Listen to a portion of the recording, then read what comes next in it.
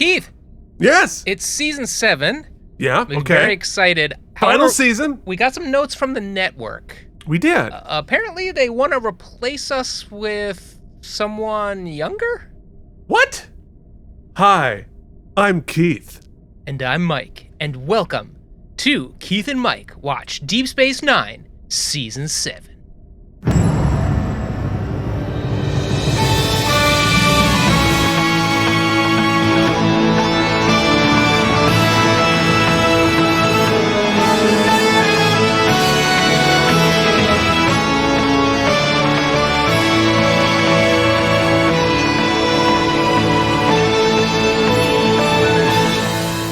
What's up, everybody? Welcome back to Keith and Mike Watch Deep Space Nine. Unfortunately, we didn't have the budget to stay younger. Alas. But today we're going to be talking about Season 7, Episode 1, Image in the Sand. It is the beginning of Season 7 of Deep Space Nine. It is the beginning of Season 7 of Keith and Mike Watch Deep Space Nine. We have refreshed our look once again because we do have the budget for new PNGs, but we unfortunately our facelifts were still in the mail. Mike, how you doing? How you feeling? Like you, Keith, the sudden turn in the weather has made me feel I've been feeling a little under said weather. But you know what? That's all right. I'm psyched for Season 7.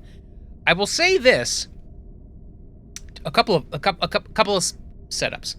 I've decided after watching this episode and having a long think about it.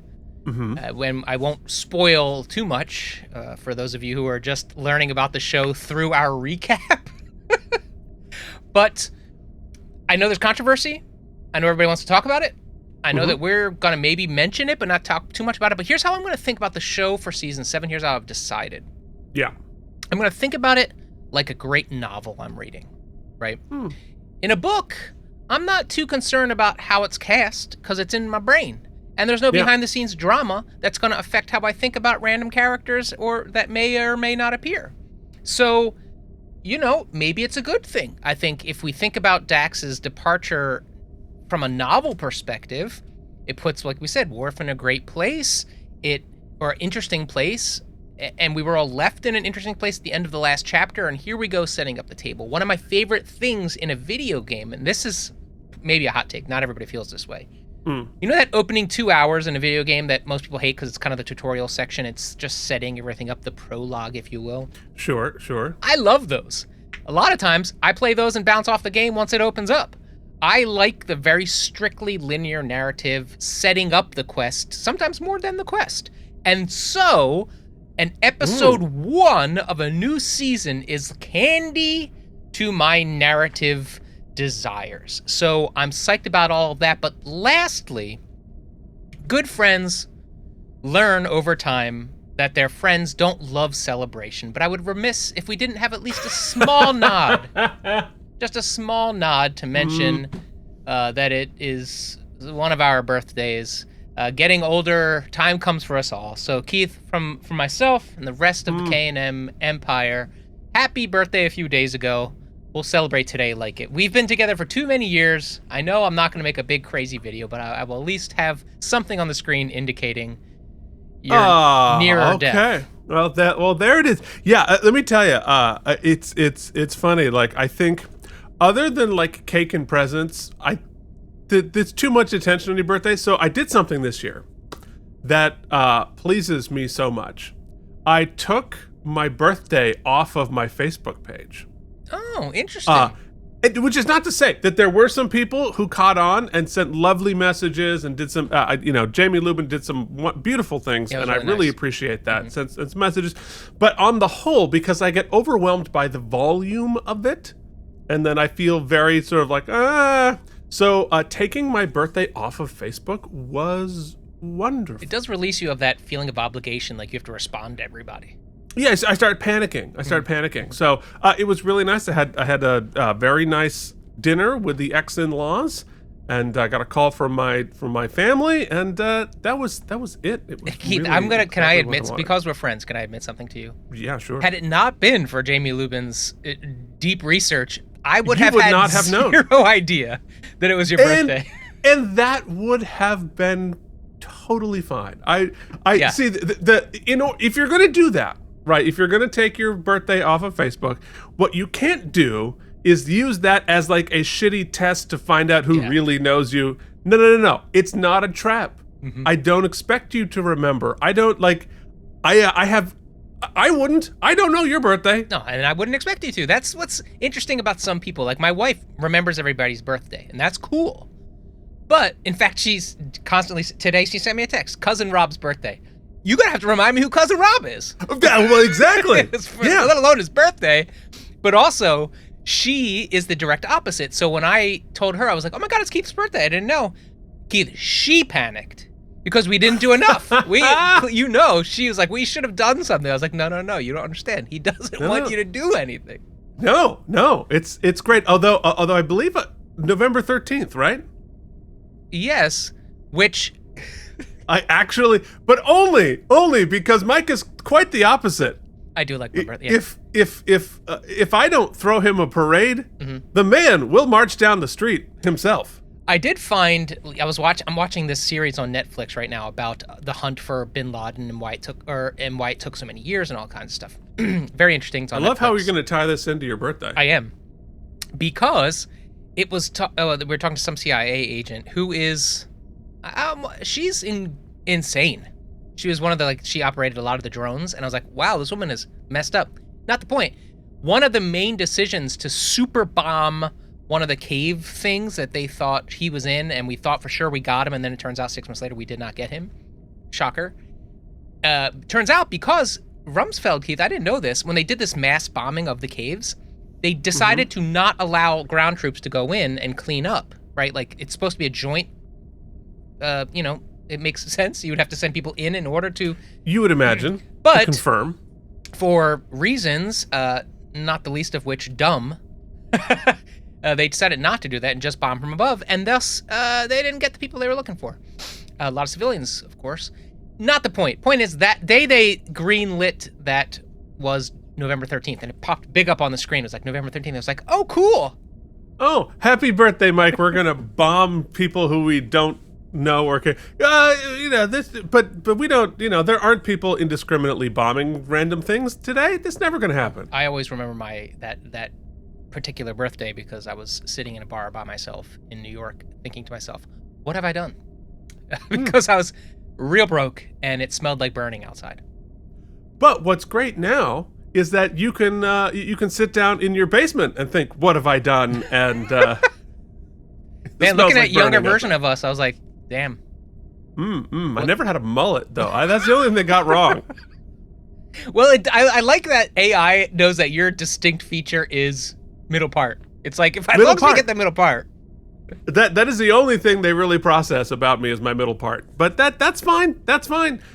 So we as a community here on the show, the larger Star Trek community, we have a lot to process too, because we have to talk about the season finale of season 6, Tears of the Prophets. So I think, as you mentioned at the beginning, the behind the scenes of why are we going to, spoiler alert, have a new Dax at the end of this episode? Quick pin, I want to say a thank you. Terrible with names. Someone in the chat during the watch along, and Keith, I have to say, people have taken your criticisms to heart. Oh, good. And we had a really nice, lovely chat this week. And someone was like, "Hey, Mike," when the theme song started, they said, "Hey, cover the screen," and I did. And I was unsullied for the reveal of New Dax. Oh, good. I mean, I think I appreciate that, and I think that is exactly the right way to handle it. I also would have been dazzled if Mike noticed that there was a credits change. Fair. But yes, no, 100%. So, yeah. So, as you were talking about the behind the scenes stuff, I think like there is a deep dive to be done about the whys and wherefores of all of that, and I think we're gonna wait until What We Left Behind, right? The documentary about the making of Deep Space Nine, which they released a few years ago, which is phenomenal and really gets into this and allows everybody to sort of speak for themselves. So I don't think we're going to get into the weeds with that, but suffice to say, at the end of season, they all signed 6-year contracts at the beginning of the series, and so the 7th year was to be negotiated. And some of the producers, not our showrunner, but the producer we all can speak of, and was not treating people particularly well, did not have a long track record of treating female performers particularly well. Anyway, the contract negotiations for the 7th season fell apart. Lots more details on that later. But Terry went on to be just fine because she hopped immediately to play opposite Ted Danza in the show Becker. Ted Danson? Ted Danson. Sometimes he was dancing, sometimes he was sometimes not Tony dancing. Danza was his stand-in, so Ted Danza was the... You can't tell. It's only when they do stunts. And I think that's the problem. I think that to really put together why this fell apart is because they didn't know who the boss was. Yeah, that's true. They could have really used... In fact, it was weird they did a lot of extra takes because he kept calling Terry Farrell Angela, which... Angela! It was weird, but... Yeah, it was weird. So, yeah, it's funny. I couldn't help but try to get the too long didn't read of it, and they made the prevailing internet. What ChatGPT fed me basically made it seem very mutual. It was like they could not come to terms on limited appearances in season 7 because she was very busy, like many of the male counterparts had, and so they amicably split ways. And so I was like, you know what, I like that. I'll stay with that until. Yeah, that's a really good shoeshine version of what happened. So yeah, suffice to say, Terry was not treated well in this, and but I had one request. Yes, and look, and it's funny. It's actually a really good point because I'm glad we'll talk about it, and we'll talk about it in the postmortem and all. But really, this show was about the show. And so to get too mired down into that would, I think, kind of probably be a bad look. So. We're going to stay in canon because we don't want anything out of canon to spoil our experience of the canon. And in canon, what Mike asked for directly was to find out what happened to Dax and meet the new Dax. And damned, they didn't make me wait. Guess what? We haven't seen much of the new Dax, other than I'm new Dax, and this is what I look like. But we'll get into that. So here's I'm back. Look at us. I never had that jawline or those teeth. No, my face is never that skinny, but they kept my gray hair. They knew I went. That's right. That's right. They're like, make me 14. You still have gray hair. Wait a second. Hold on. I didn't see this before. Hold on. You're wearing a Star Trek shirt. Sort of. 100. I mean, as AI, it's close as AI gets. Oh, that's funny. Wow, I'm jacked. I just keep that up. It's not a terrible representation of what I look like on Titanic. No, that's a very specific Keith, I recall. Yeah, it was not just like with more weightlifting. Not a particularly well-fed Keith. I'll put it that way. You're not taking those protein shakes, man. Oof, macros are out of whack. Oh, my biome was shot to hell. All right, so here is what you had to say about Tears of the Prophets. If you want to have your comment read, you can leave us a super tip or thanks or whatever they call it, or join our Patreon at patreon.com/K&M. More on that later. Yeah, Joshua Cronin. We'll talk about it later. Joshua Cronin says, absolutely heartbroken. Yeah. This episode hits hard every time. She was not my favorite character, but I loved her so much, and she was so badass. Terry put so much character into her, it's always sad seeing her go. The abruptness of how she died is so dumb. I wish it had been more glorious. Alas, the other stuff is good. Yeah, that's going to be a recurring theme, including in my own heart. The other stuff is good. Good story. Still good story building. Next time you watch the previous episode, when they do the speech at the end, you will probably tear up like I always do because of what's coming. Like you, Mike, I don't cry when she dies. I get mad. 80 self-sealing stem bolts from me. Brian from Video Game Drive-By says, as a pharmacy tech, I can assure you we are doing our best to keep kids and everyone's weird uncle from making meth from the cough drops. But Karens who hate being carded aren't helping. Yeah. Yeah, I have cough drops here. Look. Can I make meth out of these? My Dollar General cough drops? Question. I used to... No, I can't. Brian, so now, for the past, as long as I can remember, I've gone into a CVS, a Duane Reade, a Rite Aid. Walgreens. And they're always like 90% supermarket, 10% pharmacy. Right.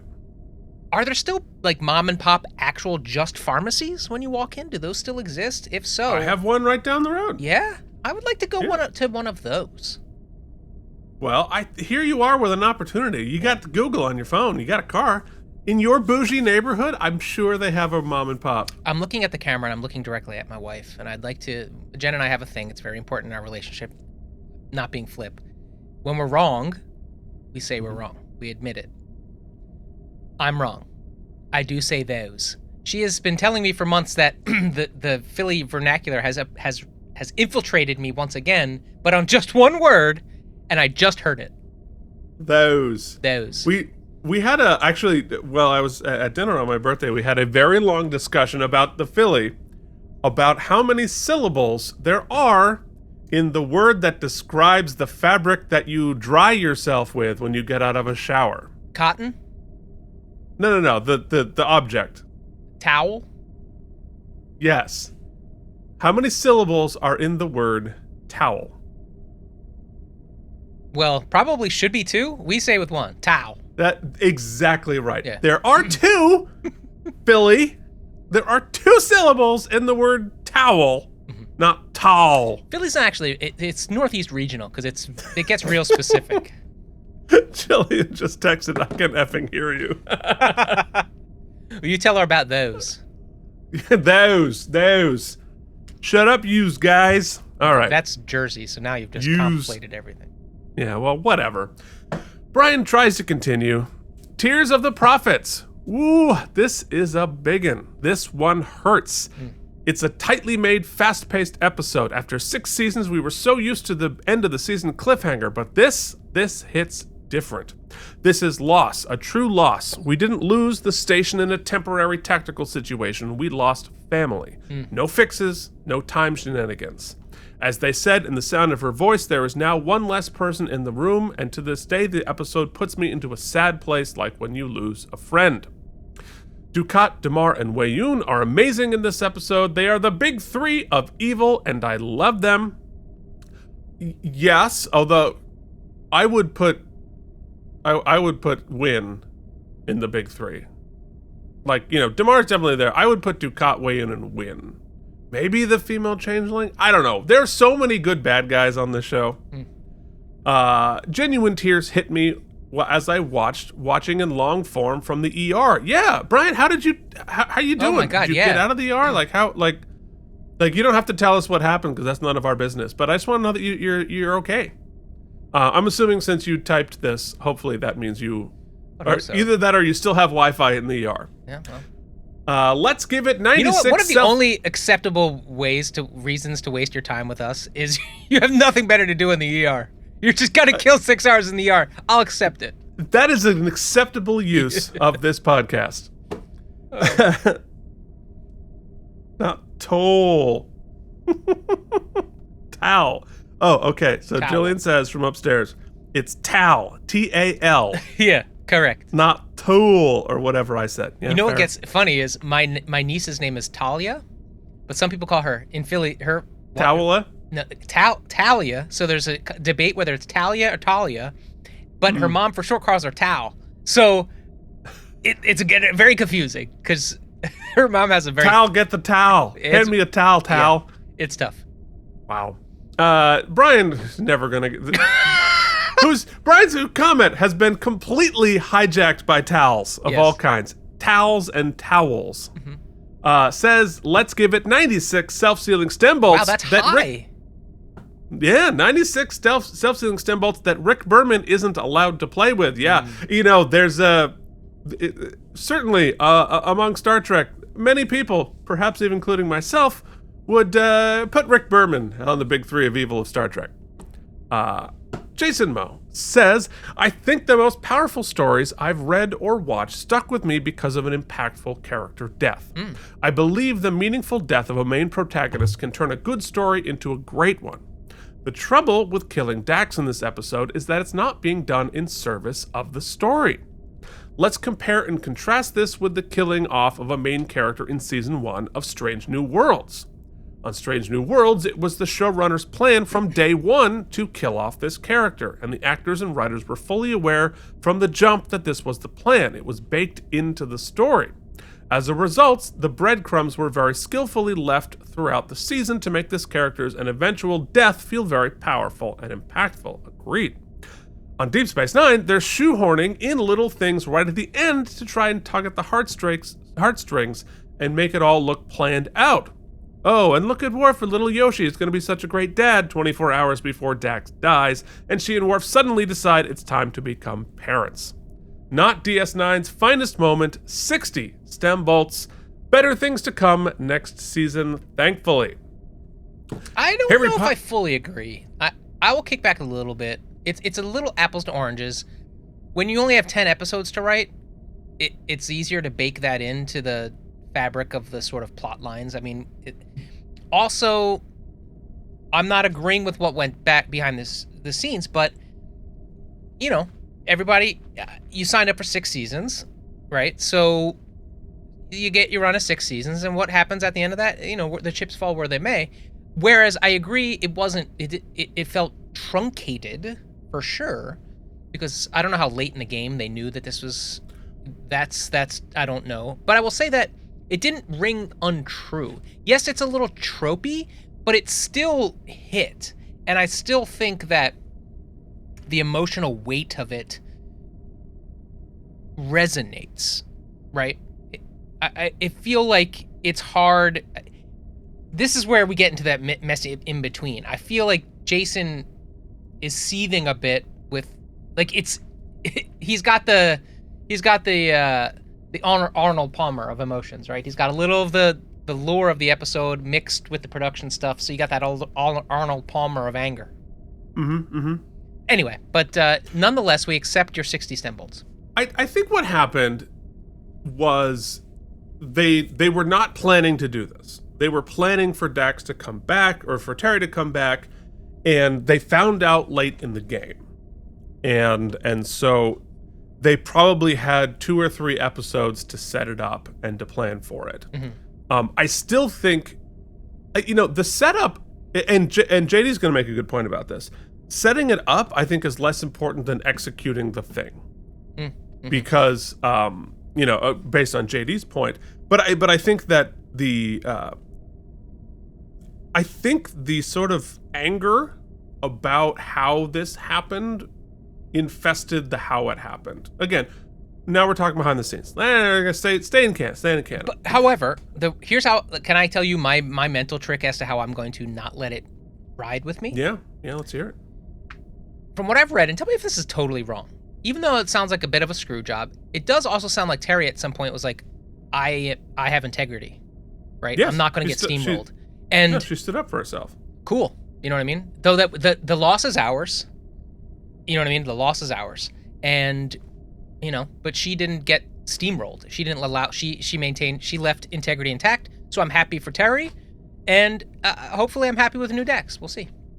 Yeah, well, lots to go there. So, but again, we only know things as of the day this. So what we know of Dax is one line. She's a little shorter. Dax. A little shorter. And she Dax. So Harry Pothead, and I'm going to try this, says, I bought 2 feet of cedar 4x4 from Lowe's and made a base for them, and the cats are addicted to scratching the cedar and not the chairs. We were talking about how the cats are scratching the chairs. I don't remember where I heard about this, but it definitely works. I'm definitely going to try that. I meant to do that. In fact, I was in Lowe's the other day and I couldn't remember. I knew it was cedar, but I couldn't remember what. I looked for just a cedar shingle, but I guess it just made a little box around it, which makes a lot more sense. I don't have a miter saw, but I have a chainsaw. Even better. Chainsaw, wow. Well, just a log of 4x4. Just put the 4x4 on the ground. The operative thing is just scratching the cedar. Got you. But yeah, no, I'm definitely gonna try that. Never tell a man not to take his chainsaw out when he can. No. I would never. 90 stem bolts. I like everything about the episode. I do wish that Dax and Ducat fight at the end would have been a fight, not just a magic space beam into her stomach. I think everybody knows that Ducat is a tough guy, but we know that Dax is fierce and well-trained warrior, and that would have likely leave him on the floor crying for his mom. Yes. Having the power and non-linear view of reality, I assume he is able to best Dax. This would show the viewer that anybody would have failed to stop Ducat, and now he is much more of a threat than ever. I am a very confident atheist. However, if I were living on Deep Space Nine universe, I would absolutely believe that the prophets were what they were shown to be on the show. And I absolutely believe that Benjamin Sisko is the emissary of those prophets. That doesn't necessarily mean I would bestow upon them the title of God upon these things, but I wouldn't deny their existence. I do deny the existence of God and all the spiritual authorities and abilities that all spiritual leaders on Earth are said to have. In reality, if one of the gods showed up and convinced me they were God, I would cease to be an atheist. Yeah, well, I think that's. I think I'm sort of in the same boat. It's like I don't deny the possibility, I deny the evidence. Simple as that. Whereas in the on Deep Space Nine, it's clear, what you call the prophets is sort of immaterial. We know that they are super powerful and can do all of these things and live in nonlinear space. So whatever you choose to call that, it is what it is. You can't deny that it exists because we can see it. There's evidence. Kevin Miles says, I give this episode 90 self-sealing stem bolts. The death of Jadzia was a message in more ways than one later on this. I always thought that Jadzia found out she was pregnant. This is why she told Worf that their baby would have been beautiful. All the sadder. Not a patron comment, but just because I think it was interesting. Leo H3L1 says, one thing that really struck me as odd is why there were so many Federation, Romulan, and Klingon ships fighting without raising their shields. Watch it. There's plenty of examples where they're fired on and there's no indication at all of shields, and it's not just them, it's the Dominion side too. Such a good point. In retrospect, it's very clear. In retrospect, the answer why is also very clear. Time and money. I think mainly time, because if they had to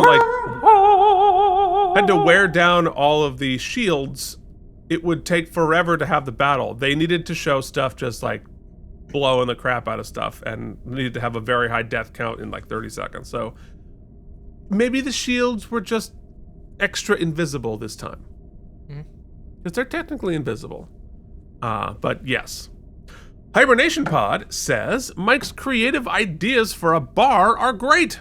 The smoke thing sounds friggin' cool. I have a couple of things I would add to it, like starting a podcast of my own or a podcast booth at a Star Trek themed restaurant. Oh yeah. I mean, Mike, if we had any fans, it would be amazing to like open up a restaurant and do the show while people are eating dinner. Oh yeah, that'd be great.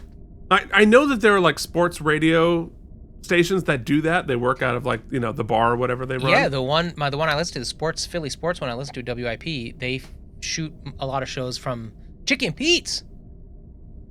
If you don't know Chicken Pete's, best crab fries you ever had. Okay, sure. Oh man, Chicken Pete's. I don't know that. You don't know what crab fry is?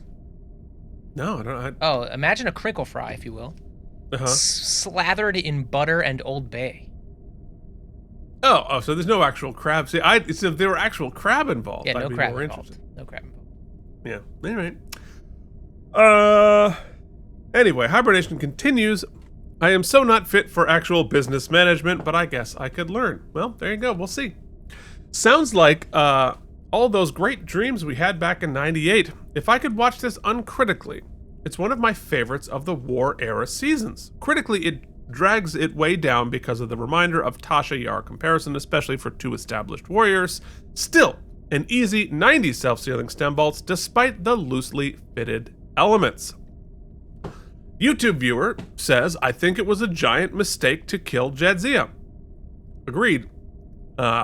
I can write a long essay on why I think it is a giant mistake, but one, Keith doesn't like to read long comments, and two, it would be difficult to write about it without mildly spoiling early episodes of season 7.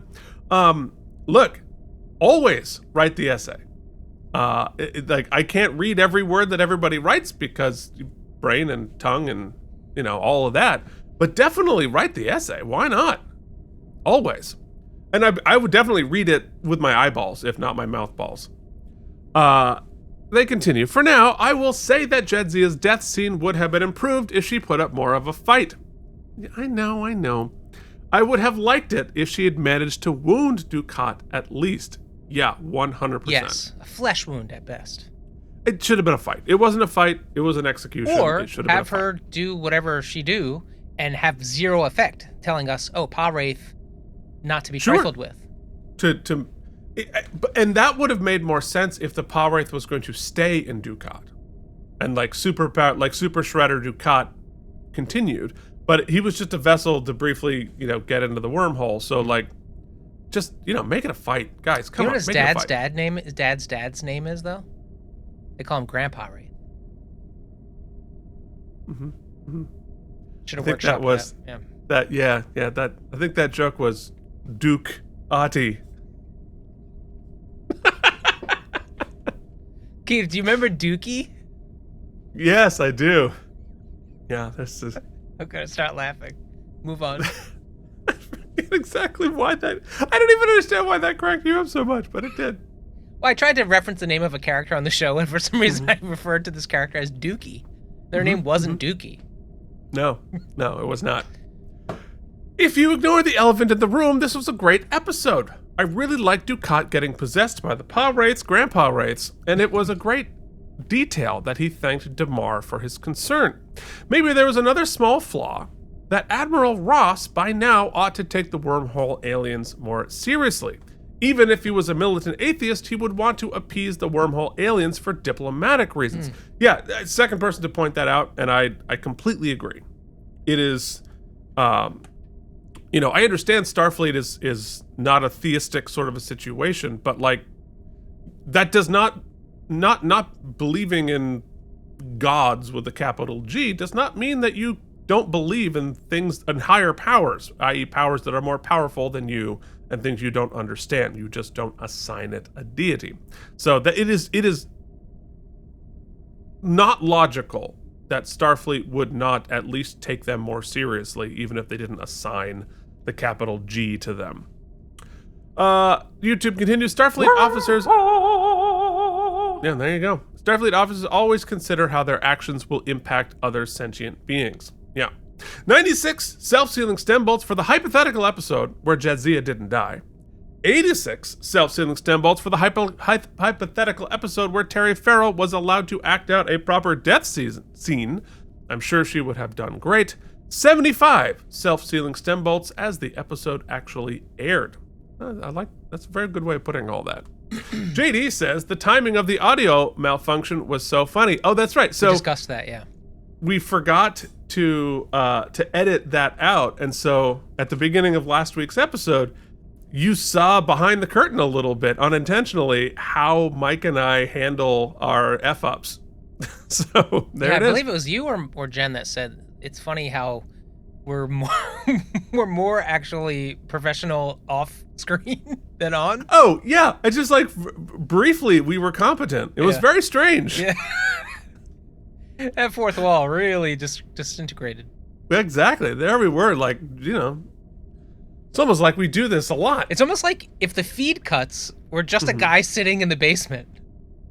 100%. Without it's like musical theater. If you just look at what's actually happening, this is really weird. So JD continues, what's odd in the past episode, counselors have been mentioned, like the episode where O'Brien had 40 years of mind prison. Bashir asked him about his sessions with Dr. Someone. Yes. A couple people brought this up as a wormhole, that O'Brien didn't like counselors, as if that was the denial of that he had been to counselors or counselors existed. But I don't think that's what it's saying. It's just saying he doesn't like them. Not that Starfleet doesn't value them, not that he hasn't gone to them, and not that, that we haven't addressed them on the show. It's just he's not a fan. And I think that, he has room to believe what he believes. I'm a fan. I've been in therapy 30 years. Yeah, not everybody wants to go to the dentist. Some people like knowing their teeth are going to be clean, and some people don't like the scraping. You know what I mean? I haven't been to the dentist since 2004. I haven't had dental insurance since I was on my parents' insurance. Every time I walk out of therapy session, every time, I feel, in a way, better. So something that can be put into the column of better. Going in, rarely look forward to it. Yeah. Because I'm like, what am I going to talk about? What am I feeling? I'll go through all the things, but that's part of it for me. Like, showing up is part of the thing I have to work on. So. Yeah. And for me, I'm motivated by my own narcissism. Like, a chance to talk about myself for an hour. Like, what a wonderful thing. I'll any day of the week. Anyway. JD, where were we? I loved. Keith, much God. Like Out of Practice podcast, the more we do this podcast about a very specific show of Star Trek, the more I realize it's really not about that at all. No. It's about our own narcissism. Is that what you're getting at? Something. Yeah, there it is. JD continues, Mike, I need you to finish the rest of that Skirk in the Club tune. Yeah, can we release the extended version? I can, yeah, sure. I mean, I have it downloaded. I think we should just dance to it. I mean, I had little to zero input in it. There's a computer that just generated the whole GD thing, which makes us very upset. Almost, you know what? I take it back. We're not putting that on the. We're not giving that to anybody. So JD says, and this is what I was referring to before. I'm going to pose a very unpopular opinion amongst Trekkies. Dax's death is one of the most real things to happen because it's meaningless. And I'm not trying to pull some nihilist crap. Reality is a 50-year-old man driving down the road after a doctor's appointment where he's been told he has a clean bill of health and told he's cured of cancer has his heart just stop and he's gone. Reality is a 25-year-old walking home from work and the car loses control and plows over him, spreading him across the street like a condiment pack. And a guy gets shot by a so-called enemy in a foreign country and dies 3 days later from the infection. None of these people's death has any more meaning than the other. We act like the soldier has some sort of special meaning, but does he? To make Dax's death meaningless is to give death the weight it deserves. None. Human suffering is incredibly hard to deal with, and death is the end result. It's what we can do to help each other as suffer as little as possible along the way that should be given real weight. I mean, I think from a hypothetical standpoint, I love that exploration of idea. I don't know that I want it in my prestige television or in this particular way. Like, this is a show, though I think this is, okay, in a grounded episode of MASH, yes, I think fundamentally that's what we're talking about. In a ostensibly still heroes and villains show, right? Superheroes versus villains is kind of what this is. I mean, it's more nuanced, yes, but it's still good guys, bad guys. He-Man's death should mean something. Well, I think what JD is saying is truer to reality. Yes. And, I think in reality, we attach narrative to death and we attach meaning to death to make it easier and more palatable. Mm-hmm. Because it's just a hard concept to deal with. So it's, we tell a story. But it's still fantasy, right? Like if Samwise just fell off the cliff and was just dead, you'd be pissed. I can't believe I walked so long. Yeah. What a waste! Right? It's like you'd be like, and as much as we could try to explain that away and say like, well, death is meaningless. I mean, it could happen to anybody at any time. There's other ways to build that tension. Well, in some ways, is the purpose of art not primarily to help us deal with death, to attach narrative to death. I would say a purpose. A purpose, but it's like, well, because attaching a narrative to life is in some ways attaching narrative to death. Like, I found my purpose. I did the thing I tried to accomplish. Why? Why do I need to do that in the time that I have? Because I have amount of time and it is going to end. So therefore, me making my dreams come true is a way to deal with the fact I'm going to die. Yeah, maybe. Who knows? I think it's also, one of those things where we're all the hero of our own story. And so moments like that, where, in a significant death that happens insignificantly, does highlight that, maybe not everybody can be the hero of the story, I'm the hero, darn it. But I'm the hero of my story, but I'm a side character in everybody else's story, in which they are the heroes of. JD continues, also to be fair, 5 episodes after Kira and Jake were possessed, Sisko was told there would be consequences for what happened during that fight, which I believe was absolutely foreshadowing that Pod Wraiths had to kill someone that the emissary cared about, and that's what happened here. Still think it would have been better if it had been that Pod Wraith. Because we let it go, it came back around and went into Dukat. That would have been the thing. Yeah. Yep. And I wish they'd connected that thread. It was a great episode. Easy 85 self-sealing stem bolts. Keith, you said we ended Act 1 back in season 5. We can't end Act 1 again. Yeah, we can. Oh, we can do whatever. I don't remember what I say. I can say it's the end of Act 1 any damn time I want. It doesn't need to make narrative sense. Keith, one time, yeah, I saw the legendary Liza Minnelli perform. Yeah. And she was old at this point, even, and she was still giving it 180%. Tears, emotional, everything, just throwing it against the wall. And at one point, she's singing the big crescendo of some song that I don't recall. Because all I remember... Maybe this time, let's say. Okay, maybe this time. And all I remember is she got to what the big... And her voice cracked. And she said, stop. These people I owe these people everything I've got. Take it back to F, Jeffrey, or whoever's playing piano. And they went back to F, and she did the freaking chorus again and nailed it, right? So she went back to Act 1. That's right. Did I come to find out later that that's part of the show, and she does that all the time? Just to make you think you're special, and then she went back? Yes, but that's beside the point. My point is... storytelling. Yes. Storytelling. It's great. It's like you realize how much life is WWE. There's a little bit of chaos, a little bit of uncertainty, but the ending is always You think scripted. It's truth, Keith, but truthfully, it's just lies. You want to run that back and not brain crack? No, Liza. No, I got it. Just make sure you got it, because it's really nuanced. It's always better to explain the joke. It's so much funnier. DC says, so many character returns, so many interesting interactions. I loved all the Jake and Ben stuff, though I hate we didn't get any follow-up with him and Sisko after they leave the bridge. I think Kira is used particularly effectively, though her role on the Defiant seems manufactured. Kira and Dax should have really been swapped, given the show history. Worf was there to take command, and Kira being at the shrine talking to the orb would have made much more sense with Dukat. 100%. However, I do think that if they killed off the character who'd signed for season 7. However, I do think that having Dukat be Jadzia's demise is wonderful, because he is Sisko's nemesis, and this destroys Sisko because she was his best friend, meaning Dax.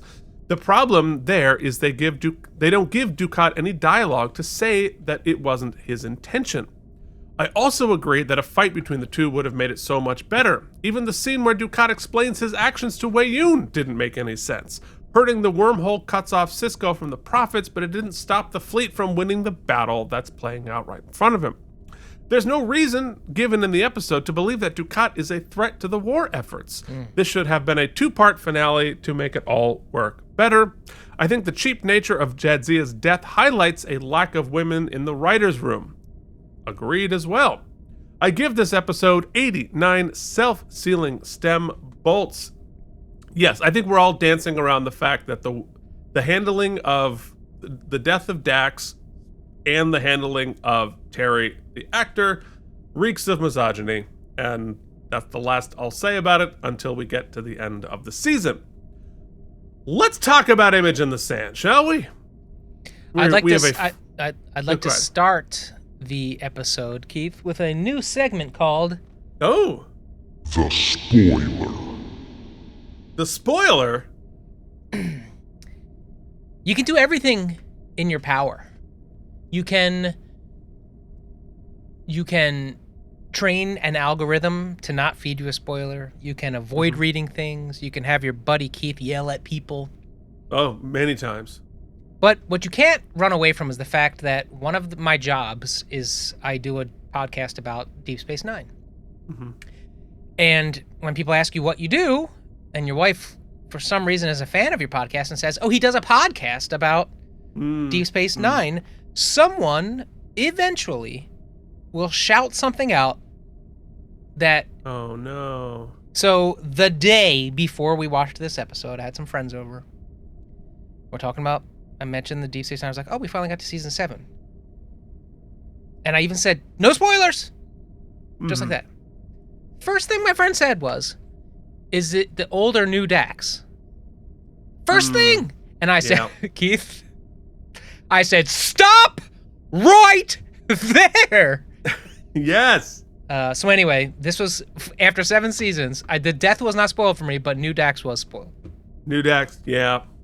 That my sucks. First actual spoiler. But to be fair, there wasn't an ellipses when she was talking, and there was more to come, and I said, stop. I mean, 100% you should no longer be friends with that person forever. Okay, that seems rational. Kick her out of your house, delete her, block her on Facebook. However, we have definitely looked at Esri Dax costumes on our show. Yeah, that's cool. I could have been their daughter, for all I know. Could have been. All right, Image in the Sand aired on September 30th, 1998. Yeah. So we did this on the other show, but I was beginning my college experience in September of 1998, which is why I don't think I saw this live. September of 98, I would have still been a junior in high school. Junior? I graduated in June of 99. Really? So this would have been the beginning of my senior year. Yes. Yeah. Okay. Senior year. Oh, that makes senior sense. Year Okay. well, yes. The top song, and I think you're going to be ready for this one. It's something we value here on the show. It's somebody who doesn't want to miss a thing. And I don't want to miss a thing. This is clearly the time in our lives when Deep Impact, or that other one that's kind of like Deep Impact, were on the movie screens. Cause the song played incessantly. Sure did. It sure did. Where was this like phase 12 of Aerosmith? Exactly. It was the Aerosmith where they sang the love ballad that played while his own daughter banged Ben Affleck. Yeah. When you're Liv Tyler. I mean, which is not the most upsetting thing about Steven Tyler if you look into his history. Anyway, good song though. The top movie was Rush Hour. Chris Tucker and Jackie Chan? That's right. Wow. And while we were in the off season, we missed bangers from the summer of 98, including the first X-Files movie, which was quite the event because, and I think this is the only high-profile time this has ever happened. Somebody will have an example that I'm wrong, but the show itself on TV, X-Files, was so hot at the time. They finished whatever season it was with a big cliffhanger, continued the story in a feature film that you had to watch before the season premiere of the next thing. And I remember it being pretty darn good, from what I remember. So, crazy. Can you imagine if they had done a Deep Space Nine movie between season 6 and season 7? There's still hope. We're rebooting everything. I give up on nothing. So other summer movies, as you mentioned, Armageddon, Saving Private Ryan, the first Blade movie, and Something About Mary. Oh, God. So lots of stuff happening. Great weekend at the movies right there.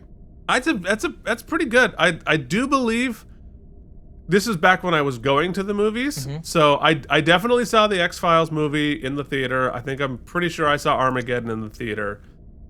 I don't think I saw Saving Private Ryan in the theater, but I definitely saw that in the theater, and I definitely saw Something About Mary. Yeah. Well, X-Files I wouldn't have seen because, Keith, I still have yet to watch the X-Files. Oh, dude. Yeah. Like, I've seen like a few here and there, but I gotta tell you, I would always be talk about weird shame as a child. It was hard for me to watch David Duchovny because I used to watch him in Red Shoe Diaries illicitly, and I always felt kind of a lot of shame about that because I was a young kid and I wasn't supposed to be, looking at sexy time. It was the tent. It was always the problem. Yeah, I tell you what. I mean, like, there's so much out there to watch, and like, X-Files kept going several seasons after it should have, but it's really good. Have they definitely up-resed worth it? a watch. Like, is it? It is up-resed. It looks great. Okay. It's 100% worth. And one of their main people writing and producing on the show was Vince Gilligan. Oh, right. Yes.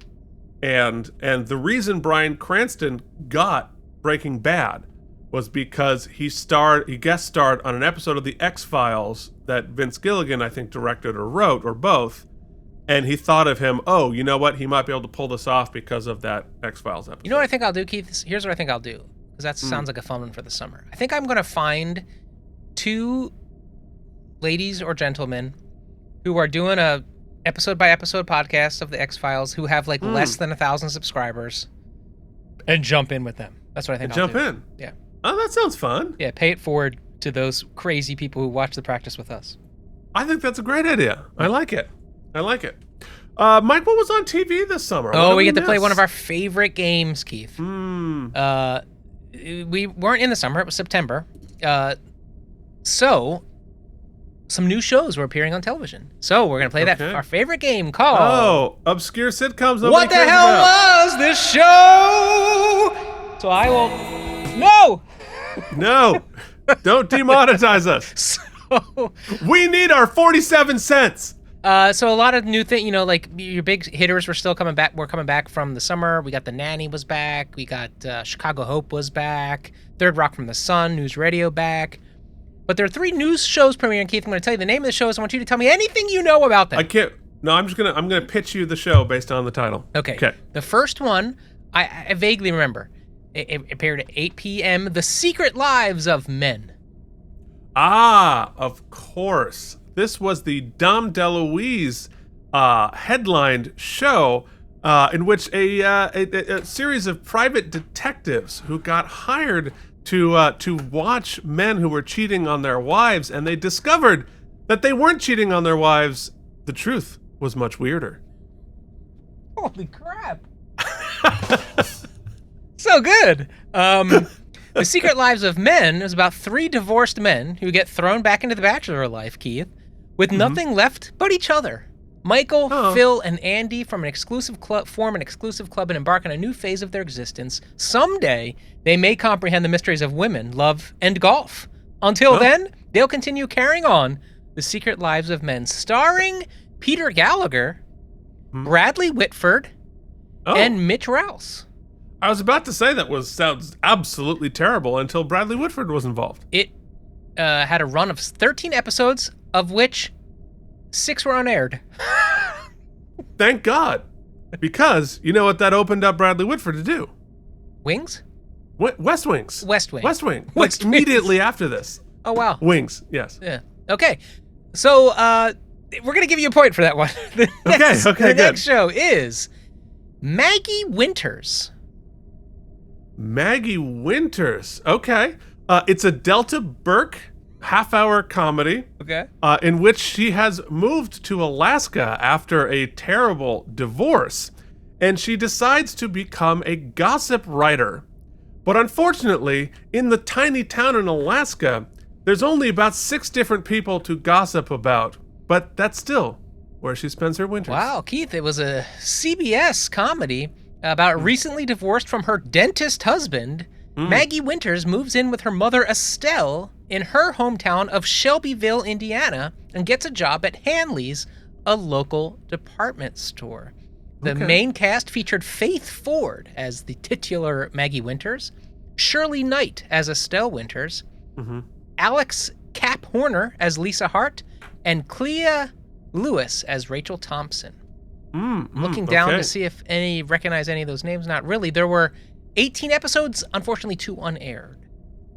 And finally, Keith, there was a new show, also on television from CBS, called To Have and to Hold. Of course. So this was Jennifer Jason Leigh's attempt to get herself back into the industry, playing a wedding planner who you would think this would be about shenanigans from weddings that she's hosting, but it's actually a twist. It's an hour-long drama it's serialized that begins when she's planning a wedding and the groom gets murdered. And she has to investigate the murder of this groom over the course of the limited run of the series. Wow. An American drama, you got that. That starred Moira Kelly as Anne Cornell, an attorney, and Jason Baig as her husband, an Irish-American police officer. The series depicted the trials and tribulations of their early married life. An extensive supporting cast. Appearing in the show, we had Moira Kelly, Jason Bay, Stephen Lee, Jason Wiles, and Broadway's John Cullum. Oh, how about that? There you go. That's what was on TV the night this episode of Star Trek premiered. Okay, there you go. If you run a TV studio in the 1990s, I got a few ideas for you. That's really impressive. So what was Voyager doing? Voyager was still in the off season, which was interesting. I think because this was the final season of Deep Space Nine. See, at the end of season 6 of both of the series, Voyager ended before Deep Space Nine, and now Deep Space Nine is starting before Voyager. And I believe that is because they wanted Voyager to keep going after the series finale of Deep Space Nine to keep us invested in that to go into season 6 of Voyager. That's entirely speculation. I don't know what the hell I'm talking about. This episode was directed by Les Landau, who last directed By Inferno's Light. It was written by Ira Stephen Bear and Hans Beimler, of course. You know what it's time for? Oh, yeah. Yeah. Now, Keith, waste your time. With what? With trivial trivia. Okay, so a couple of things. I mean, a lot of things have changed between seasons, including Major Kira has been promoted to Colonel Kira. Oh, I couldn't get past the hair. I know. Approximately 2 months before this episode, and 1 month after the season 6 finale, she also wears a new hairstyle and a new uniform. She got more pips. She got some pips and frosted tips. We'll talk more about it later. The first time Sisko is seen solemnly playing jazz at the piano in his father's restaurant, Avery Brooks is in real life an accomplished pianist. Whether it is actually him playing or the music is dubbed is not readily apparent. I can answer that question because, musician. Dubbed up. He is actually playing most of what we hear on that. However, it has been overdubbed anyway, for audio reasons. So really hard to have live music like that.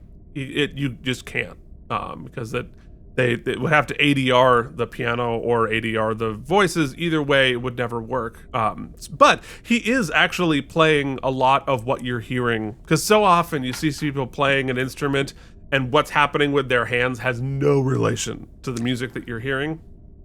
Can I share? But he actually is playing it. Yeah. Can I share a nerdy tidbit for you, Keith, and for other nerds of these types of things? Oh God, I'd love it. So for years, we've had the ability to basically match EQ and match levels. So let's say I record Keith and I at various different volumes.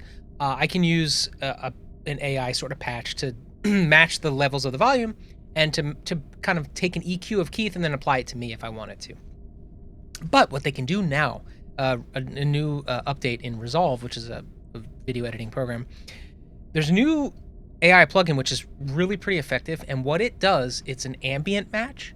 So like in an event like that, I can take the room noise of a place and apply that room noise to a sound patch and actually make it sound like you are in that room with that sort of reverberance and all that kind of. So it really helps with ADR and stuff. It's awesome. Yeah, and basically puts my So family many out of a people out of job work. because they Yeah. did so much of that work. So much, yeah. But yeah, I mean, and that's, but yeah, it doesn't relate to the music because like, at some point they'll be able to AI making their hands playing what we're hearing. Oh yeah, yeah. But that was always one of the banes of Sean and Jim's existence, not necessarily with music because they don't even try to get it close, but with them typing on the keypads. Oh yeah. Because you need a beep for every time they hit their. Well, what AI can do fingers now, on which it. is, and it's not perfect, but it's really great, is one of the kind of the banes of existence if you have to do something in post is if someone just gives you a stereo track and there's 4 people talking on it and there's music playing in the background, maybe a Right. trio playing in the background. Now AI can take that, right, and what they call is matrix it, separate all of the different voices to a different track, isolated, all the different instruments you hear and the music isolated, so you can mix them individually. It's crazy. Unbelievable. All right, continuing on, the Monac shipyards are named after special effects supervisor Gary Monac. Megan Cole guest stars as Kretak. She previously played Noor in The Outcast, one of the famous and controversial episodes of Next Generation. They did a cool deke with her because they made me feel like, since I didn't watch the opening credits, I thought for sure she was going to be the new recurring character. Yeah. Well, we don't know that she's not. She wasn't killed off. Well, I mean, there's some antagonistic goings-ons. Well, I mean, you know, that's never stopped anybody. You're right. So when Ben Sisko returns to his father's restaurant after the stabbing, David B. Levinson can be seen as a waiter emerging from the kitchen carrying 2 plates. Livingston is more regularly seen in Ferengi makeup as Broik, the waiter in Quark, the featured waiter. He's always singing. Great little Easter egg there. You know, he's always the waiter, no matter where you go. That's cool. Our guest stars this week, bringing in a lot of the big guns, are Jeffrey Combs as Wayoon, Casey Biggs as Damar, Barry Jenner as Admiral Ross, J.G. Hertzler as Martok, Megan Cole as Kamara Kretak, Aaron Eisenberg as Nog, with special guest stars James Darren as Vic Fontaine and Brock Peters as Joseph Sisko. You want to know who is never just a regular guest star on the show? No. They are always special guest stars. And we always know their name, Keith.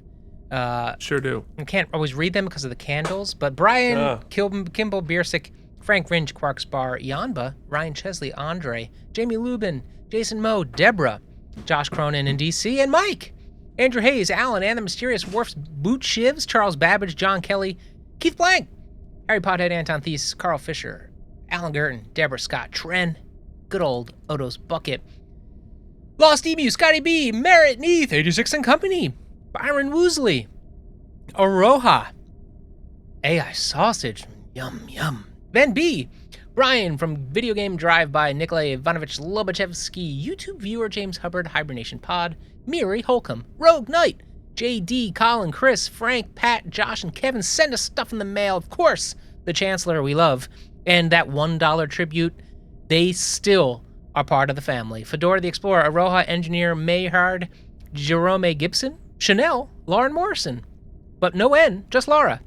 Mr. Smoking Dragon, Bolian for Soup, Lutz Kremert, Wyatt Eldridge, Kevin Miles, Ryan Caputo. Keith, did you know that if you keep on giving money or just forget to cancel your subscription, eventually you'll hit that Hall of Fame? You can see them here. They also get fancy robes and are part of just a crazy secret cult meetings that we have. I can't tell you too much about it. And there's 2 pages of those. We love them. And just so you know, and you might not know this, you now have the option on Patreon to just donate 6 months to a year up front. And at that point, you don't even have to think about it anymore. So take advantage of that. And I want to make it clear that if you subscribe through the app, through an iPhone, Apple no longer gets a cut. We get that full little bit after we pay out Patreon. So you don't have to feel bad about giving money to the evil empire anymore. I didn't even know that was a factor. Yeah, and there's yearly subscriptions now, Keith, since you didn't listen to any of that. I want you to know that as well. Really? Yeah. This is all such a couple new of people have gone ahead and taken advantage of that. Really? Yeah. Really? Okay. Well, that's cool. All right. $12 for a year of this? That's crazy. Yeah. Of course, you can get more than $1. You can. And people, in fact, a couple of people upgraded, which we very much appreciate. It's true. All right. What do you say we go into I was at a meeting before we did this episode, and it was running a little long. And do you know what I almost said? What's that? I've got a job, people. I almost said to my job about this job. Yeah, no, I'm glad that I did not say that, but I almost did. Oh, we've set a record for longest we've ever talked before the episode. And I keep trying to get us into the screening room, and you're like, blah, blah, blah, blah, blah. I had to pee during Patreon. Did you go pee? Yes. I didn't hear anything you said. I have no idea what you're talking about. That's good. That is professionalism. I can't believe you didn't notice. Well, I did see you frenetically trying to get your things back on. Hilarious. Okay. Season 7, kids. Here we are.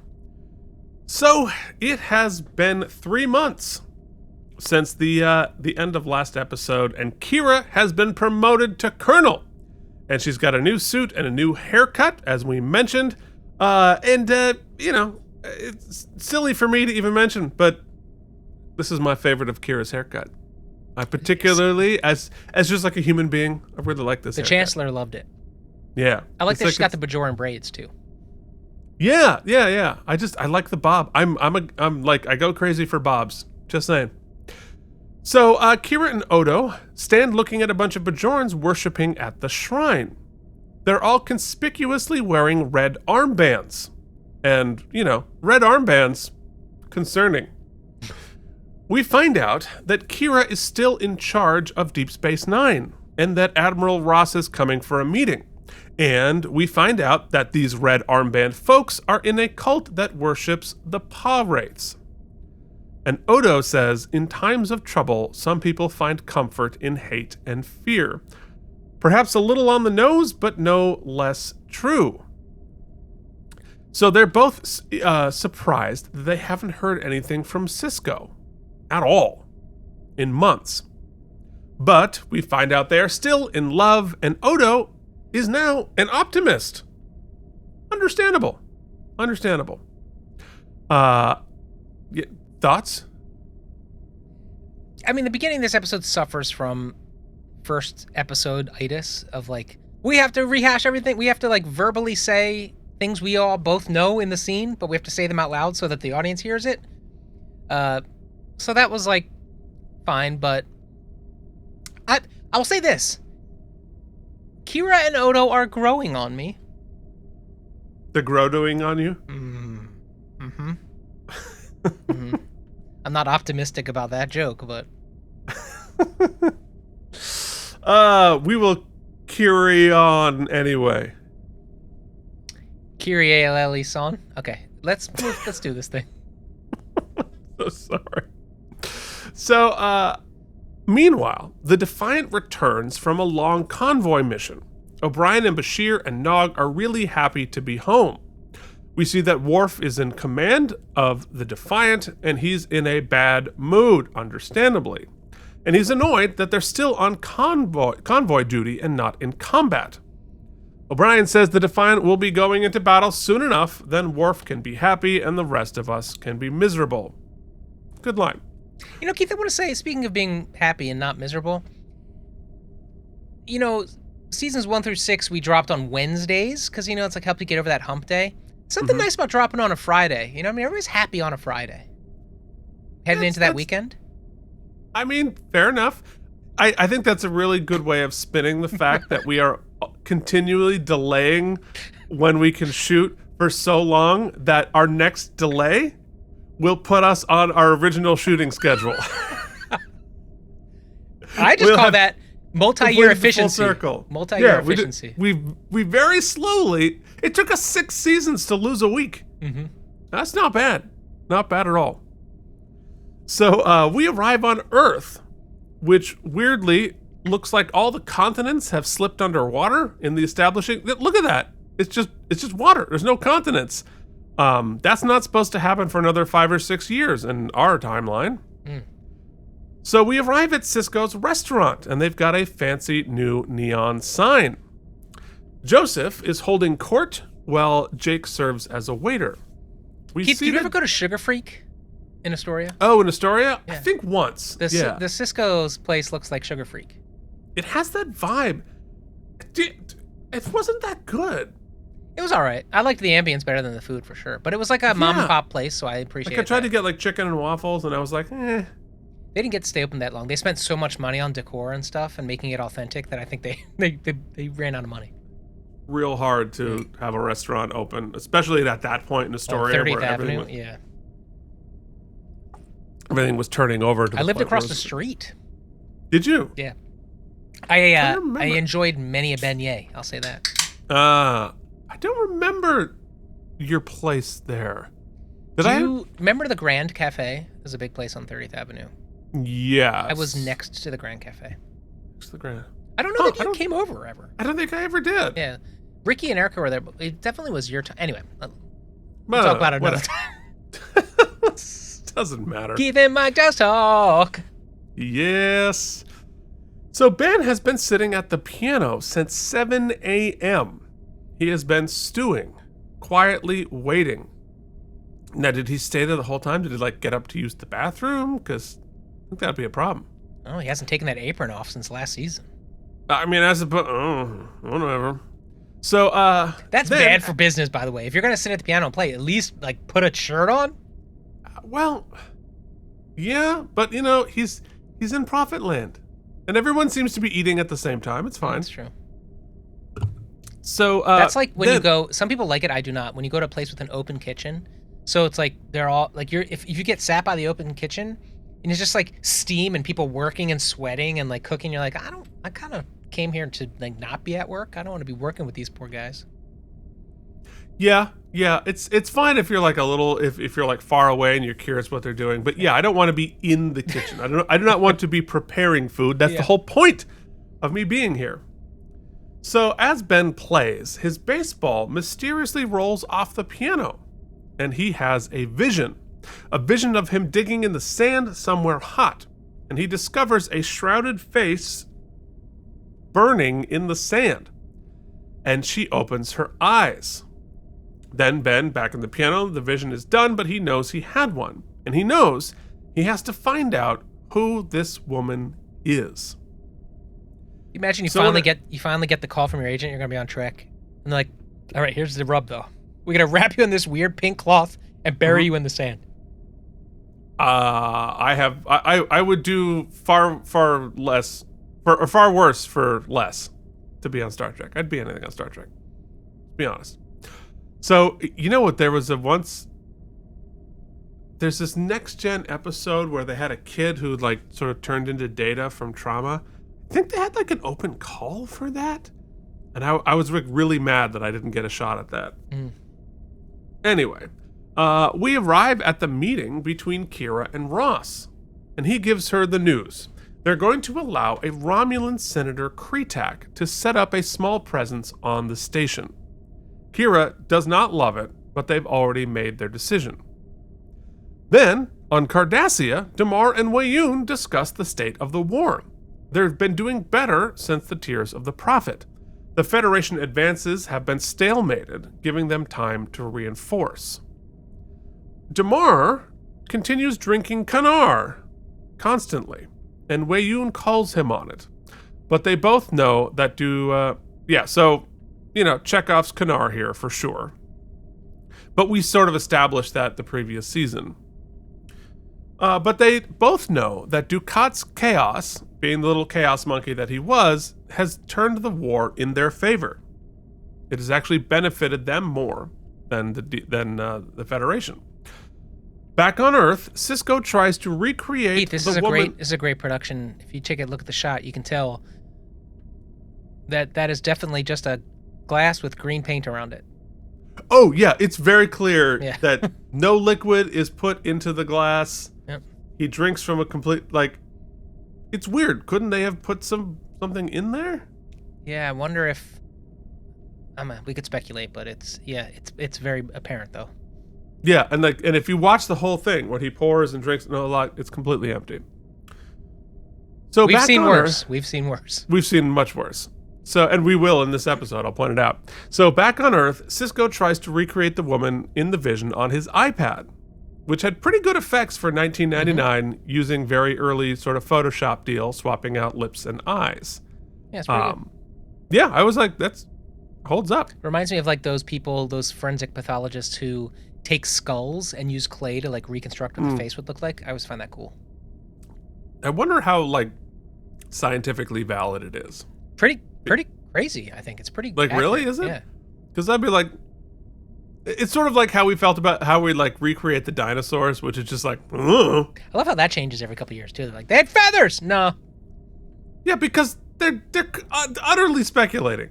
Jurassic Park looks amazing. It's just like, what if it looked like this? What if it looked like that? We have no idea. It's just freaking bones. Anyway, Ben is obsessively trying to figure out who she is, but Jake recognizes her immediately from an old photograph he found. A photograph of a young Joseph and this woman. And it's a hard copy photograph, because old-timey things. Mm-hmm. Which they show... Okay. Oh, go ahead. No, it's just like, Jake clearly found it pretty easily. Jake doesn't seem like a snooper, and Grandpa was so pissed. So either Grandpa didn't hide it well enough, or Jake is a little snoopy. Well, Jake said he was cleaning out a back room. Okay. So it does not strain my credulity. I found a bunch of old weed. This picture, right? Grandma. A 1993 issue of Playboy. Yeah. Or 1982, probably. I was cleaning. If it were 93, we would have shoplifted. If it was 82, we stole it from somebody's dad.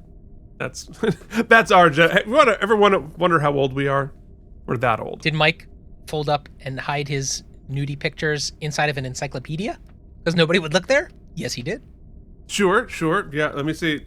Yeah, everybody in the chat, tell me where you hid your nudie mags. I didn't keep the mag. I was too embarrassed to keep the mag. I'd rip pictures out, fold it up, and put it in an encyclopedia.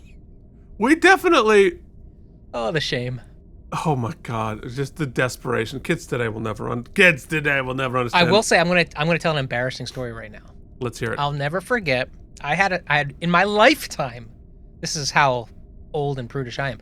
In my lifetime, I took one scandalous photograph, not of myself, of a partner I had at the time.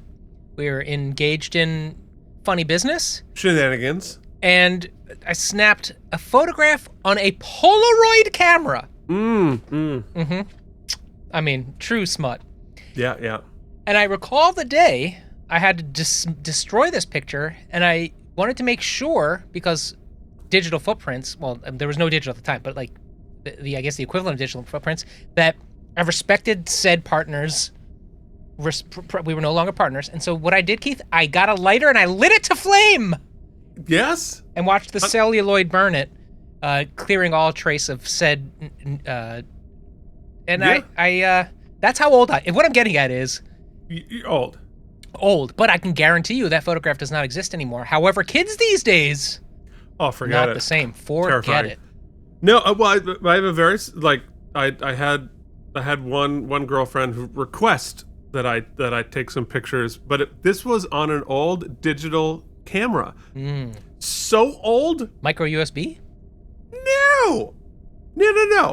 So much older. This stored its data on a floppy disk. Ooh, a 3x5 or a 5 1/4? The 3x5. Okay. But like 1.4 megabytes on the floppy disk, it stored those photographs on there. I mean, that's like half an areola worth of megabits. I think we just stepped into some dangerous areola.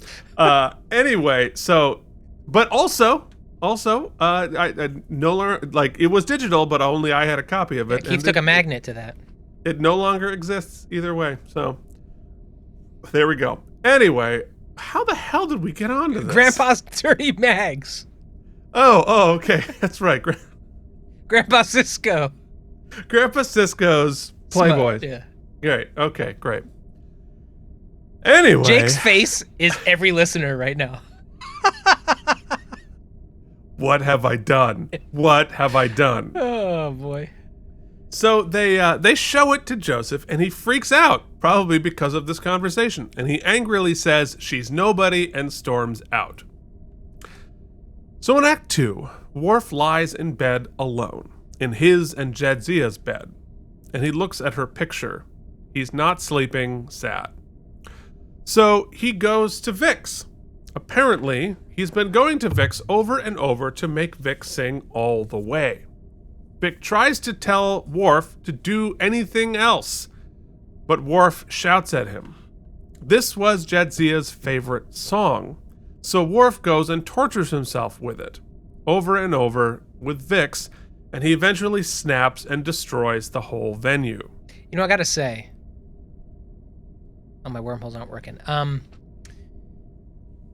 I do find the fact that every time we see Vic, you have to pick from his 12-song catalog. Right? Like, this scene would be much funnier, or I guess it's not supposed to be funny, but I would like to see Vic being told, like, Worf goes in and all of a sudden, dude is singing a Klingon song. Would be fun. Well, it's got to be Jadzia. Yeah, I mean, you know what I'd like? Baby shark, doot doot doot doot doot. Baby shark, doot doot doot doot doot. Did not know where that was going, but I'm glad we got there. Yeah, well, look, it's not what. It's definitely the same band every time, so I do feel confident that it's his band. It's yeah, it probably is. You know, and of course, it's not what Worf would like or what Jadzia would like. It's what they could get cleared. Yep. Mm-hmm. What was cheap enough to use. But honestly, it's a great catalog. You know, I think some people have pointed out, like, this is definitely the writers just shoehorning in the stuff that they like. Mm-hmm. Which it is. But I also do think that this, like, Rat Pack era music just inherently has this timeless quality to it. Like a bittersweet romance to it. Yeah, and like and something about the trappings of it all. You know, the wearing a tuxedo. Well, like, tuxedo is basically the same for the last 200 years. And the music and arrangements, I mean, if it were updated today, they'd be like, you know, singing AC/DC, and it would feel much weirder. Mm-hmm. Like, I think yes, it is them putting their own taste into stuff, but I do think its timelessness is not necessarily wasted. Anyway, but I do think in canon, it is terribly sad to see. It's Worf not. This show isn't unique in using that. Like, if you remember the video game, like one of the all-timers, it's called BioShock. They use a very, and even what's that game? Fallout. They use a very sort of 40s, 50s, 60s milieu to it.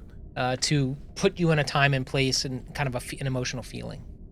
Yeah, which I wonder, because I'm gonna undercut what I just said, because it feels timeless to us, because it is like the generation or two generations behind us. I wonder today or in 20 or 30 years, what is going to sound timeless to a 40-year-old who's born today, assuming humanity still exists on the planet, which I'm a little dubious of. Shares If I Could Turn Back Time.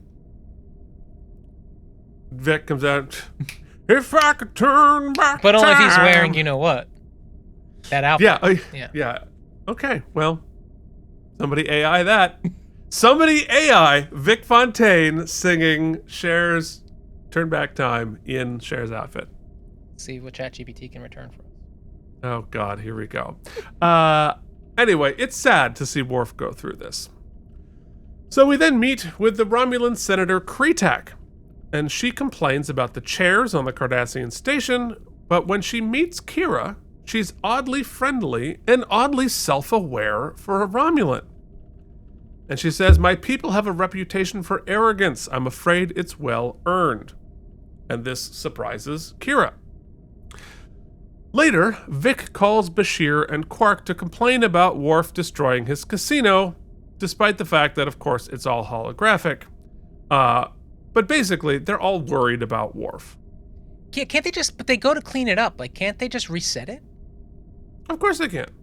But I don't think they, like, in canon, I think Vic goes to it, but I don't think Quark and Bashir are. The Quark starts, doesn't he? Oh, I think he's just like... They're assessing. He's just doing business. But yeah.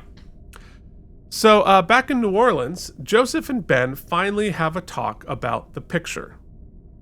Ben says he saw this woman in a vision, and he literally shakes his father until he confesses that her name is Sarah, and that they were married, and that she is Ben's actual mother.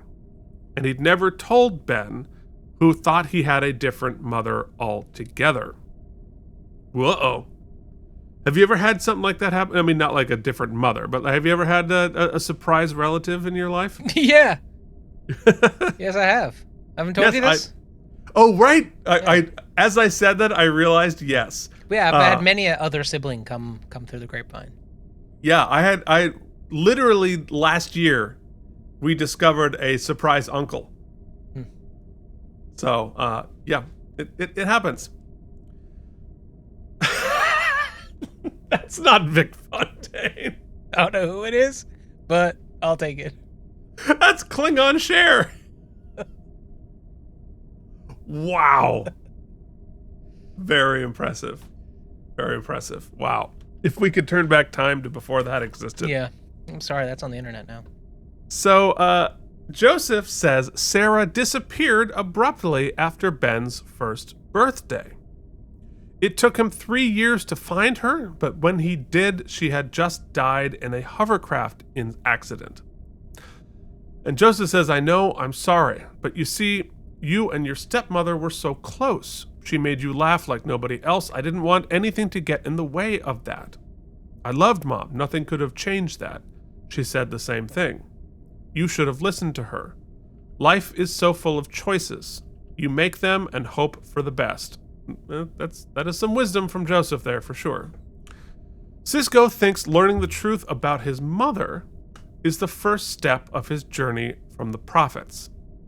Now it's interesting, and perhaps we'll get further into it, but like finding out that your mother is not your mother has got to be such a mind F.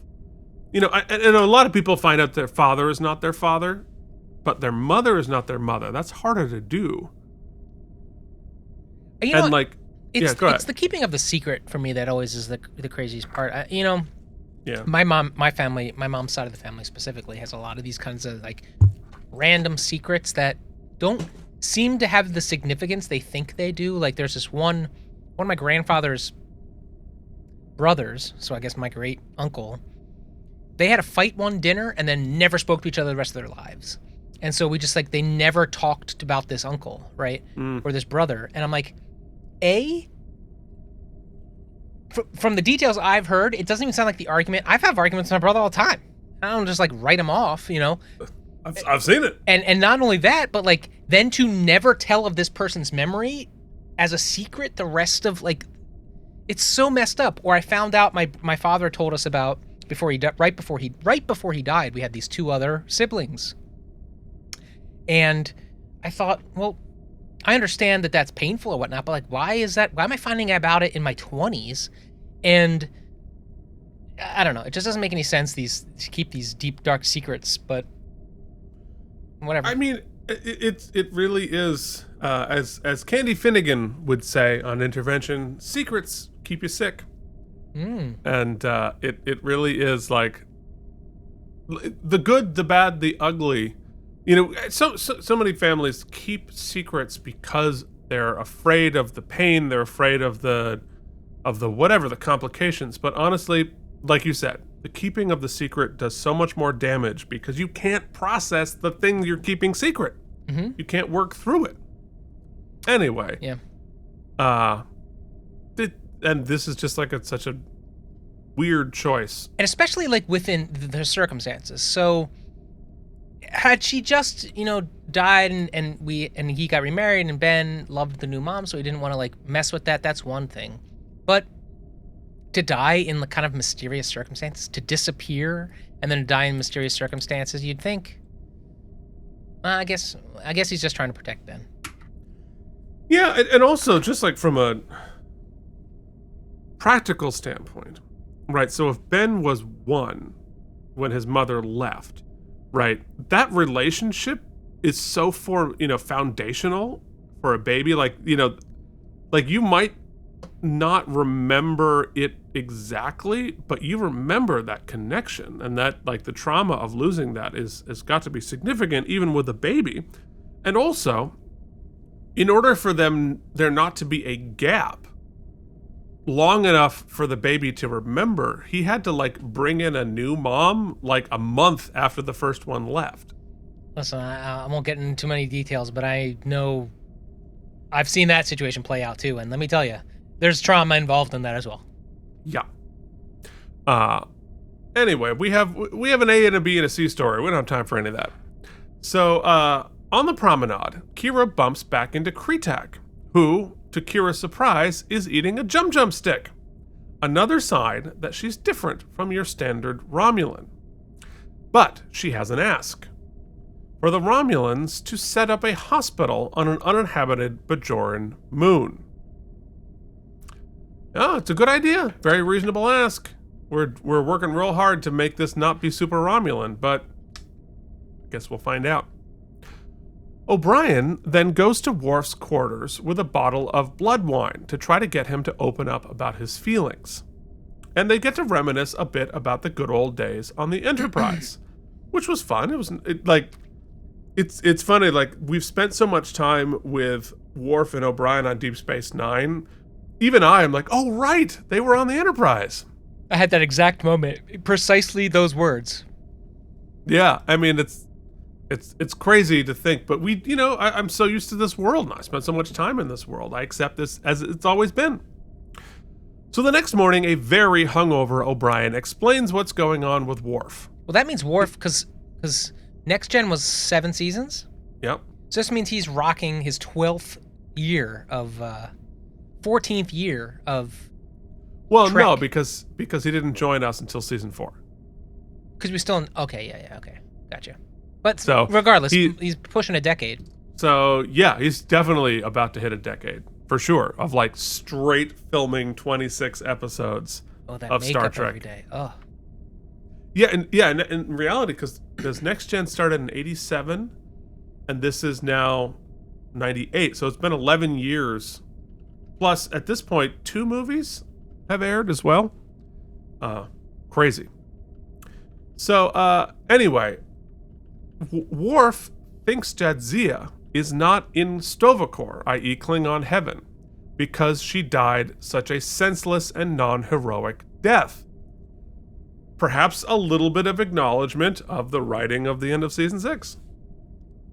Dorn has played the character regularly from 87 to 2002, appearing in 4 films and 272 episodes. So that makes, including the 4 films, 276 appearances as Worf. Yeah. I'd call you up for bringing up a spoiler, but you did it to yourself. No, I didn't even.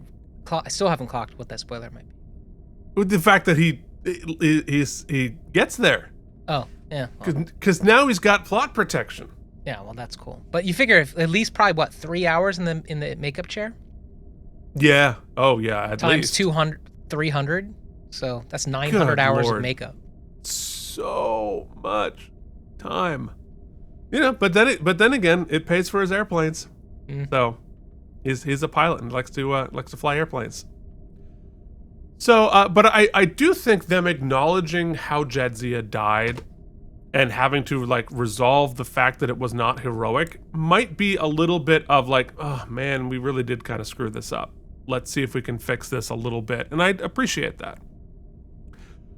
Because he can solve this problem, getting her into Klingon heaven by having a heroic victory in her name, an impossible victory. So they contact Martok to help, of course. Back in New Orleans, Joseph gives the newly refocused Sisko one of Sarah's necklaces.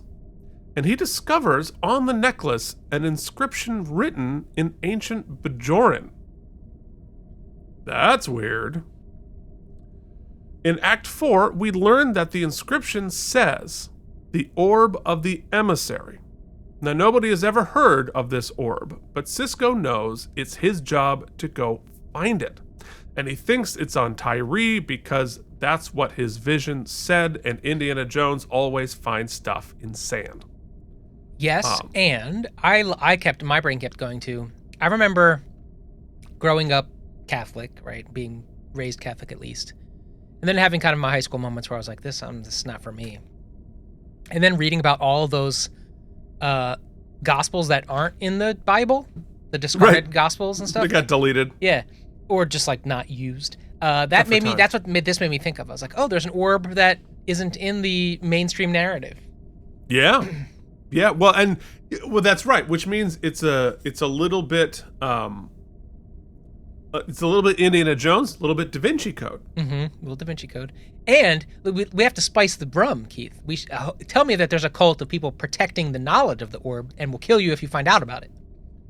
Well, I mean, we'll see. I mean, we've got the cult of the Pirates. Which I think is such a fascinating. Yeah, we've upped our cult ratio by like degrees. And we know Mike likes a cult. Oh, I love it. Amen. Loves a cult.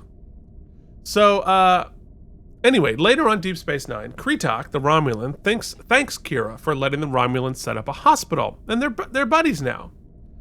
But when Kretok leaves, Odo says, "We have a problem.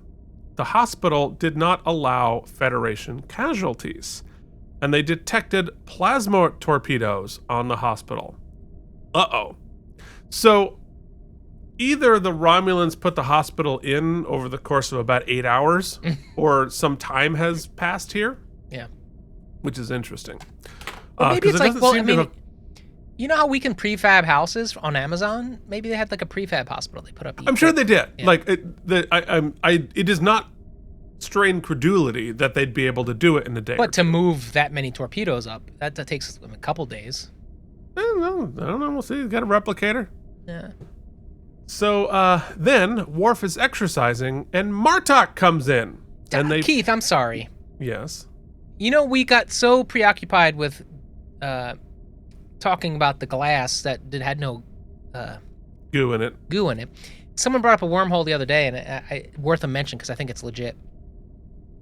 O'Brien goes through a whole shenanigans when he's talking with Worf about, oh, we can't find any glasses. Let's drink from the bottle. How long does it take to replicate 2 glasses? Well, and also, you don't have a dishwasher in your house. You just put it back on the replicator and it beams away. Right. It's a metaphor. It's a metaphor. Okay, He's not taking care of himself. I don't need explanation. I just wanted that point that a patron paid hard money to bring up. I wanted it aired on the internet. No, it is 100%. I had the same thought, and you're absolutely right. You know, and look, you know, even if you have a dishwasher, it doesn't mean you use it. You know, he's going through some times. So Martok comes in and they fight with batliths. Actually, go back one. They had you can see a little bit of the overlaying of the VFX there, because they have to green screen Martok in front of the cave wall, which is in front of the door, and do that. But they did a pretty good job. Yeah, it doesn't look that bad. I thought we were going to a place where we were gonna, you know, that episode with the interrogation of Bashir, and we made him wake up and he didn't know that he was in a hologram. I thought we were gonna do that same gag with Worf and make him have this like great death-defying battle inside the holosuite. Then when he found out it wasn't real, I was like, oh, Jadzier's back in hell. Yeah, anyway. You just don't let him find out. Just be difficult. So, anyway, Martok is there to invite Worf on an impossible and glorious battle in Jadzia's honor. Of course, Worf accepts. In Cisco's, Jake and Ben are getting ready to leave for Tyree when a mysterious Bajoran man in a cloak comes up to Ben. What's an autograph? Exactly. It says, "Emissary, I've come a long way to see you. Will you sign your rookie card?" Mm-hmm. This is a sacred moment, one that will be long remembered. Your work is finished. The orb that you are seeking, the orb of the emissary, yes, you are never going to find it." Then he stabs Cisco right in the gut. You got shivved. He 100% got shivved. JD, all you need to do is now make Bajoran Hitman with Shiv. Somebody has to, either JD or Joshua Cronin has made the Bajoran Hitman with a shiv, and I want to see it. Do you know who would be great? What do you call it when you blow up the pieces, or you use the pieces from another character? Kit Bash. Kit Bash. You know, what'd be a great Kit Bash for this. Do you remember the He-Man character Orko? No. If I'm not mistaken, he was like a little Cretan guy who wore. Here was. Let me pull Orko. Here's Orko. Mm-hmm. Perfect. He's got the gear already. I mean, or you could use the Kira's boy toy in his robes, which the Playmates figure. The Orko figure was awesome. I'm trying to remember. Oh, here it is. I had this. It was so cool. Let's see it. It's coming. Sorry, I can only fly so many ships at once. Oh wow, that is cool. a thing. It was a very 80s. It sure is. Well, enjoy that, audio podcasters. Speaking of things that audio people will not appreciate, you want to see the production thing that looks terrible? Go back. The brick is just that masonite deck with painted brick over it, and it's clearly been reused a bunch of times because it's worn out down the seam in the center of it. They definitely weren't expecting to ever. That's not to be shot straight down. That's to be shot kind of like. Yep, very far away with a lot of, because that is like some community theater brick right there. That kind of shows me that they didn't have the coverage they wanted for this, and they had to use that shot.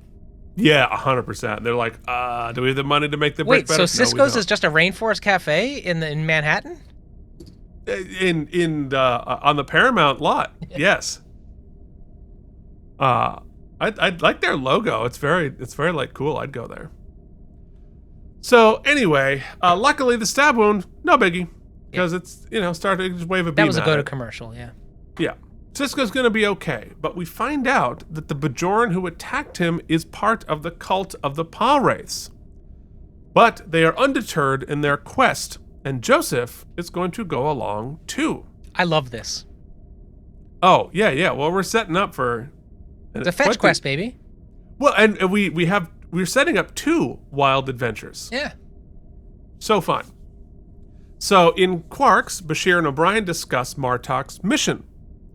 And Quarks says, "I don't know what you two are happy about. An entire Klingon fleet failed to destroy the Dominion shipyards on Monarch 4. What makes you think one ship can do any better? The element of surprise? You ask me? It's not a mission, it's suicide."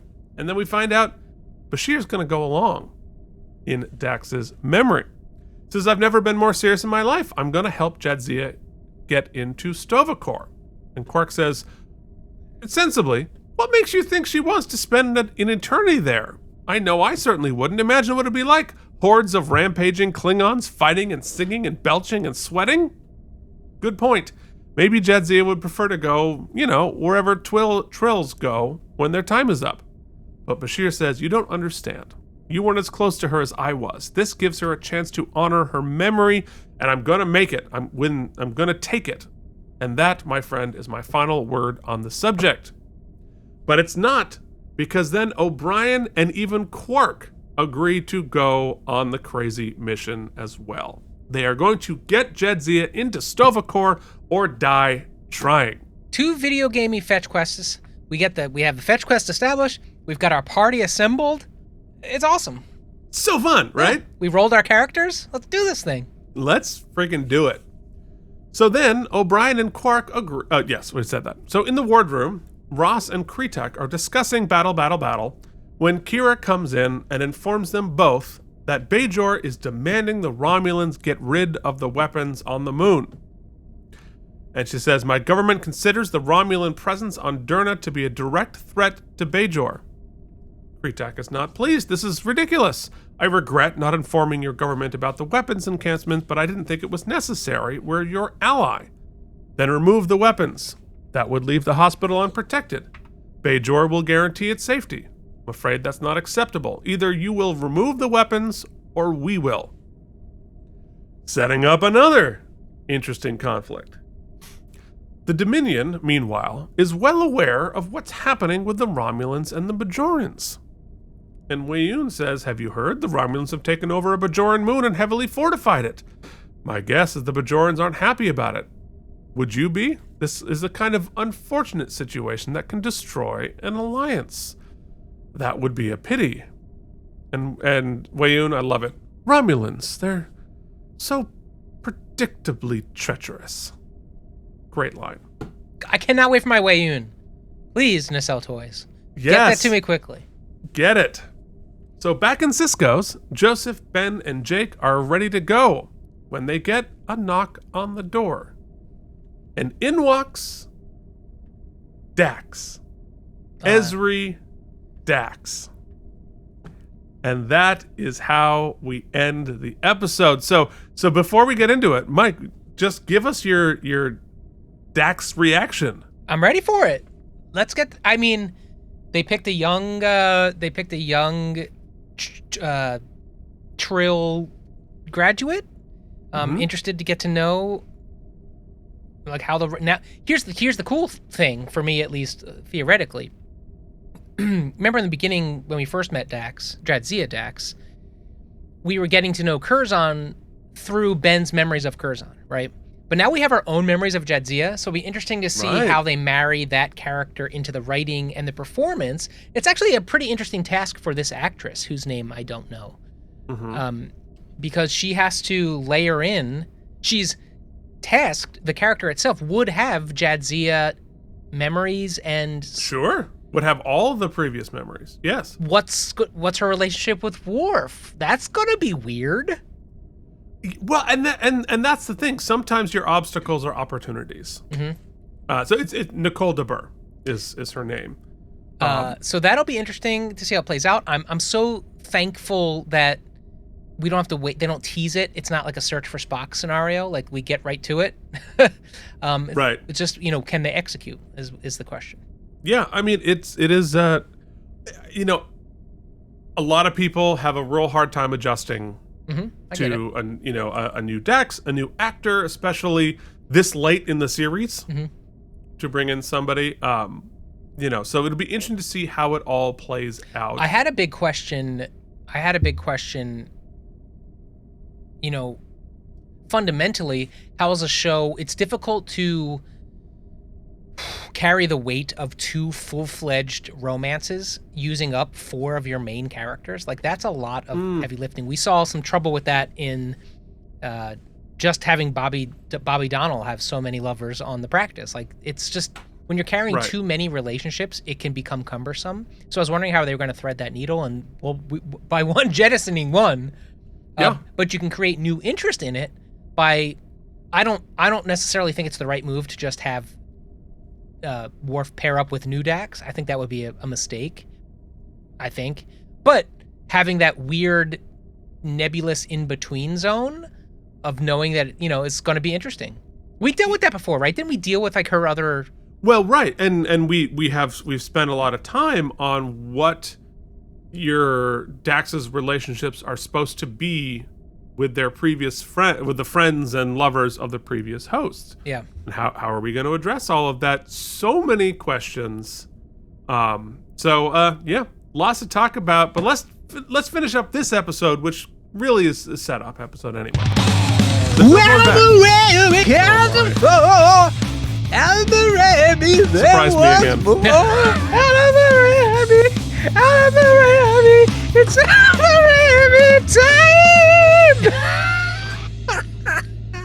Oh my God. Good Lord. Oh yeah, okay. Yeah. So let's talk best moment. Well, first let's make sure we get our final Oh my god. Oh, got Charlie and Flurp. That's so nice. Yes, best moment. That's not the best moment thingy. That's what the button did. Well, gosh darn it. All right. Well, you talk about your best moment. I'll fix that while we're doing it. But to be fair, with all of the complete rebuild of the graphics, that's our first mess up, which is it worked remarkably pretty well. heroic. Yeah. The final season will air in 60 frames 4K, Keith, because forget all the other filmic BS. YouTube destroys the compression with compression anyway, so we're just going to upload the raw. Yeah, well, there you go.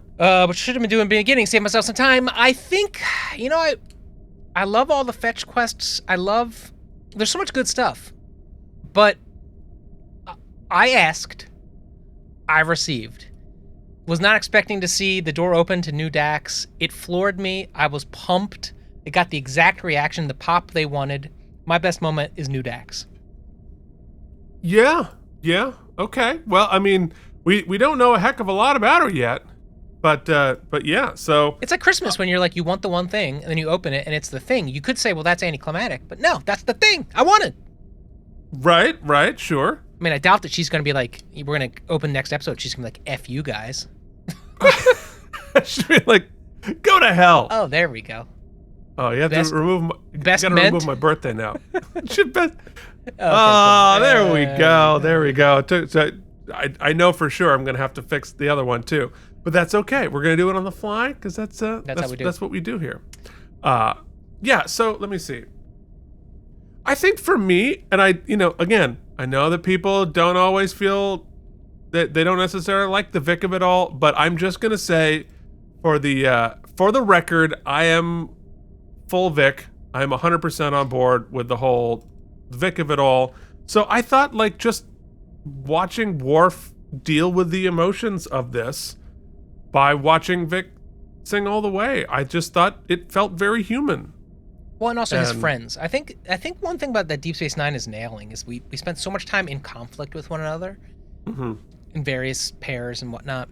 Now, the last season or so, it's a lot of camaraderie and friendship and seeing how they have each other's backs in their own ways, and whether it's helping them sneak away to save their daughter, or it's just deciding to go on a death mission with each other.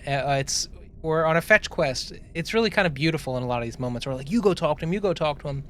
We're having less scenes of them being snarky about each other at the water cooler and more scenes of them finding ways to support one another. That's nice to see. Which makes sense, both because the relationships have matured, but also the stakes have grown, right? The stakes continue to develop and grow because they're at war. Mm-hmm. Right, I think the shenanigans of it all would be less if it weren't so, dire. Mm-hmm. What do you say we hand out some stem bolts? You get some stem bolts. Hell yeah, they are self-sealing. Here are some stem bolts for you. Pew pew pew pew pew pew pew.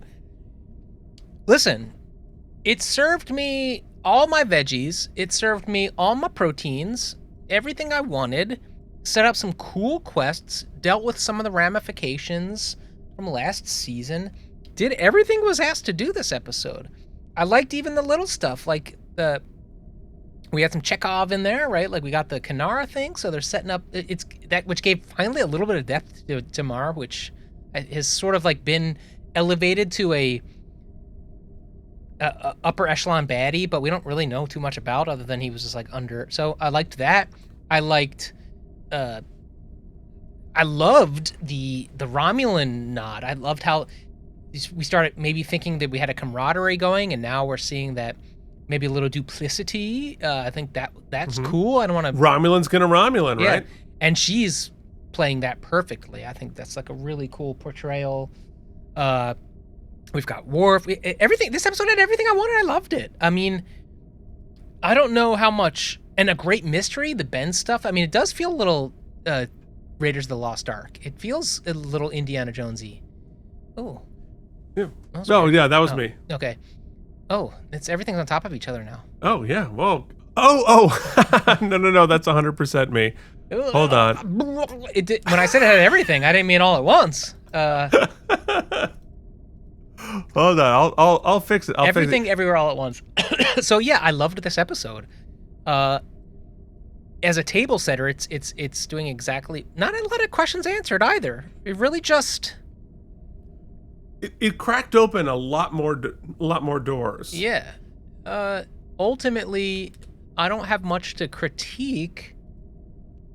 I feel like we're in a good place. It psyched me up. I had a lot of pops. I feel excited. I'm once again back on the train of like really, really excited about next week. I really kind of wanted to start episode 2 right away. What more can you ask? 90 stem bolts. Yeah. I mean, it's interesting, and they did this on purpose, right? They knew that it was we sort of expected to be a gigantic pew-pewy like set piece kind of a heavy episode, and it's really not. Mm-hmm. It's sort of small and pretty and contemplative. Mm-hmm. and it asks, like you said, it asks more questions than it answers, and it opens more doors than it closes. And I think that I like that. I like stepping back a little bit and letting the emotions of what we're going through simmer a little bit. And I think the mystery that we're opening up here with Cisco is really interesting. Mm-hmm. And like what does this all mean? How is this like his mother was not his mother? She had a Bajoran artifact. The prophets are involved with, but they're communicating, but the wormhole is closed. So like, what's going on there? There's just so many different questions going on there, and I like it. I really like the sort of Indiana Jones quest that we're gonna go on, right? I love the idea of Quark working through his grief through Klingon-y battle action, and that mm-hmm. feels appropriate to him. It feels appropriate to Dax, and I really like that we've, that you can't fix how she died, right?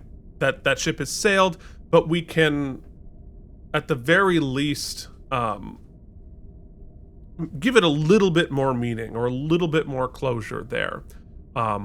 So I liked it, and the whole Romulan thing, like, it's an interesting battle there. The Bajorans are going to have to stand on their own, separate from the Federation, because the Federation doesn't want to mess with the Romulan thing, but the Bajorans have their own interests individual to this situation. Mm-hmm. So I like Kira's new hairstyle. Lot to love. We don't know really anything about Dax other than they have made the radical shift from a super attractive young woman to a hyper attractive young woman. Yeah. So, but flavors, different flavors. As someone to whom that demographic applies, I'm like, okay. So, yeah. So it's. I think, had we done it today narratively, and I actually really like Nicole DeBurr, and obviously I find her shiny. I think it would have been interesting to have Dax be a completely different type, as opposed to try to like let's get basically what we had before. And and character wise, we'll find out that there's some differences there. But I think just what if she were like a little fat blue guy? Mm-hmm. Why, like there's no reason for it to continue other than the obvious, for how it to continue to be a hot young woman. But at least anyway, it's like I was talking about this on the stream. I keep going back to two examples in my life. One, when they replaced Becky on Roseanne, and it's just a new actress, same character, and we just pretending like it's not a different human being. And then we did it on Fresh Prince when they exchanged, and when Aunt Viv got changed out. New actress, and you're like, okay. And there's reasons, but you're supposed to just play along and be like, okay. At least here, there is narrative change as well, so you're like, you don't have to just pretend nothing happened. Well, that's the glory of sci-fi. Yeah. That's one of the great things about sci-fi is you can do this. So, in terms of the episode itself, like, is this the seminal episode? Is it a typical season premiere? No, it's laying architecture for a bigger piece, but that's okay. And because at Deep Space Nine, at this point in the series, we're much more serialized. The episodes are not necessarily about the single episode in a vacuum. We have been working towards being serialized, working towards this larger narrative arc, and season 7 is going to lean into that. Spoiler alert. So and that they have this season to land the bird, and really, in order to do so, here's what we have to do, right? And as far as I see it, because I think introducing something radically new at this juncture could be a challenge. It could happen, but basically, we have to end the war, right? So we have to know what we have to defeat or shun the Dominion and the Founders. Yep. We have to resolve Ben's place amongst the Bajorans. Then we have to reset the table politically as to these tentative alliances. If we are to defeat the Dominion, where then does the New World Order? How does that sit, right? And on top of that, we have all the individual personal stories. Correct. Yes. And at 2 wormhole, like right now, no wormhole. Right. That's an issue. Right. That's an issue. So I love the mini missions we've got set up. I love the bigger pictures. I'm excited. Keith, how about a number? Yeah. Sorry. Tell me what number you gave it again. 90. I didn't write down. 90. I was fixing our graphics because autism. Yeah. I'm kind of with you. I'm with you. It's from the standpoint of September 30th, 1998. I kind of need to know if it lands before I can give this a fair accurate. But I'm going to give it 88. Okay. So, and I enjoyed it. I'm excited for next week's episode, which is Shadows and Symbols. The world as a whole. I think in a lot of ways, I think we're going to start seeing some just feelings we have about a new Dax, and people are having a time with the adjustment. So on IMDb, this got a 7.5. So 87 out of 173 episodes. Okay. So, I'm like, people's feelings about season 7 are definitely informed by the Dax of it all. And it'll be interesting to see how that grows and changes and develops from Mike's point of view, who is not a part of that community yet, because you're becoming a part of that community. If you would like to become part of our community, nailed it. I'm so good at this. Go to patreon.com/K&M, spell out that A-N-D on the and join our really fun folks and hang out with us even more than you are already. Yeah, and then you get a chance to ask some questions that we will be answering, Keith, here on YouTube as well. The patrons ask the questions, we answer them on the AMA, and then just chat. We'll talk about the state of the pod and such, and what we've all kinds of stuff. That's going to happen live on YouTube, I think this weekend or Monday, right? Yeah, either tomorrow or tomorrow for us, Saturday or Monday. We'll have to chat off air about it. But it'll happen. But if you miss it, guess what? Just subscribe to the channel and you'll see when the time comes. Yeah. All right. Thank you, everybody, for watching. If you haven't already, give it a like and a subscribe. Tell your friends and all of that. We'll see you back for the next episode of Season 7. Till then, this has been Keith and Mike. Watch Deep Space Nine. Thank you for watching K&M Entertainment. If you enjoyed our particular brand of nonsense, please like and subscribe. Or become one of our patrons at patreon.com/KNM.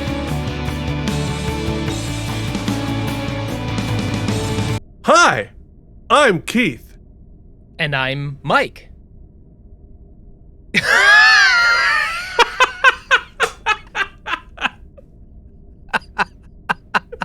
We're new. We're new and improved. We should have thought that through. If I could turn back time, my dear, I'd mend the moments crystal clear.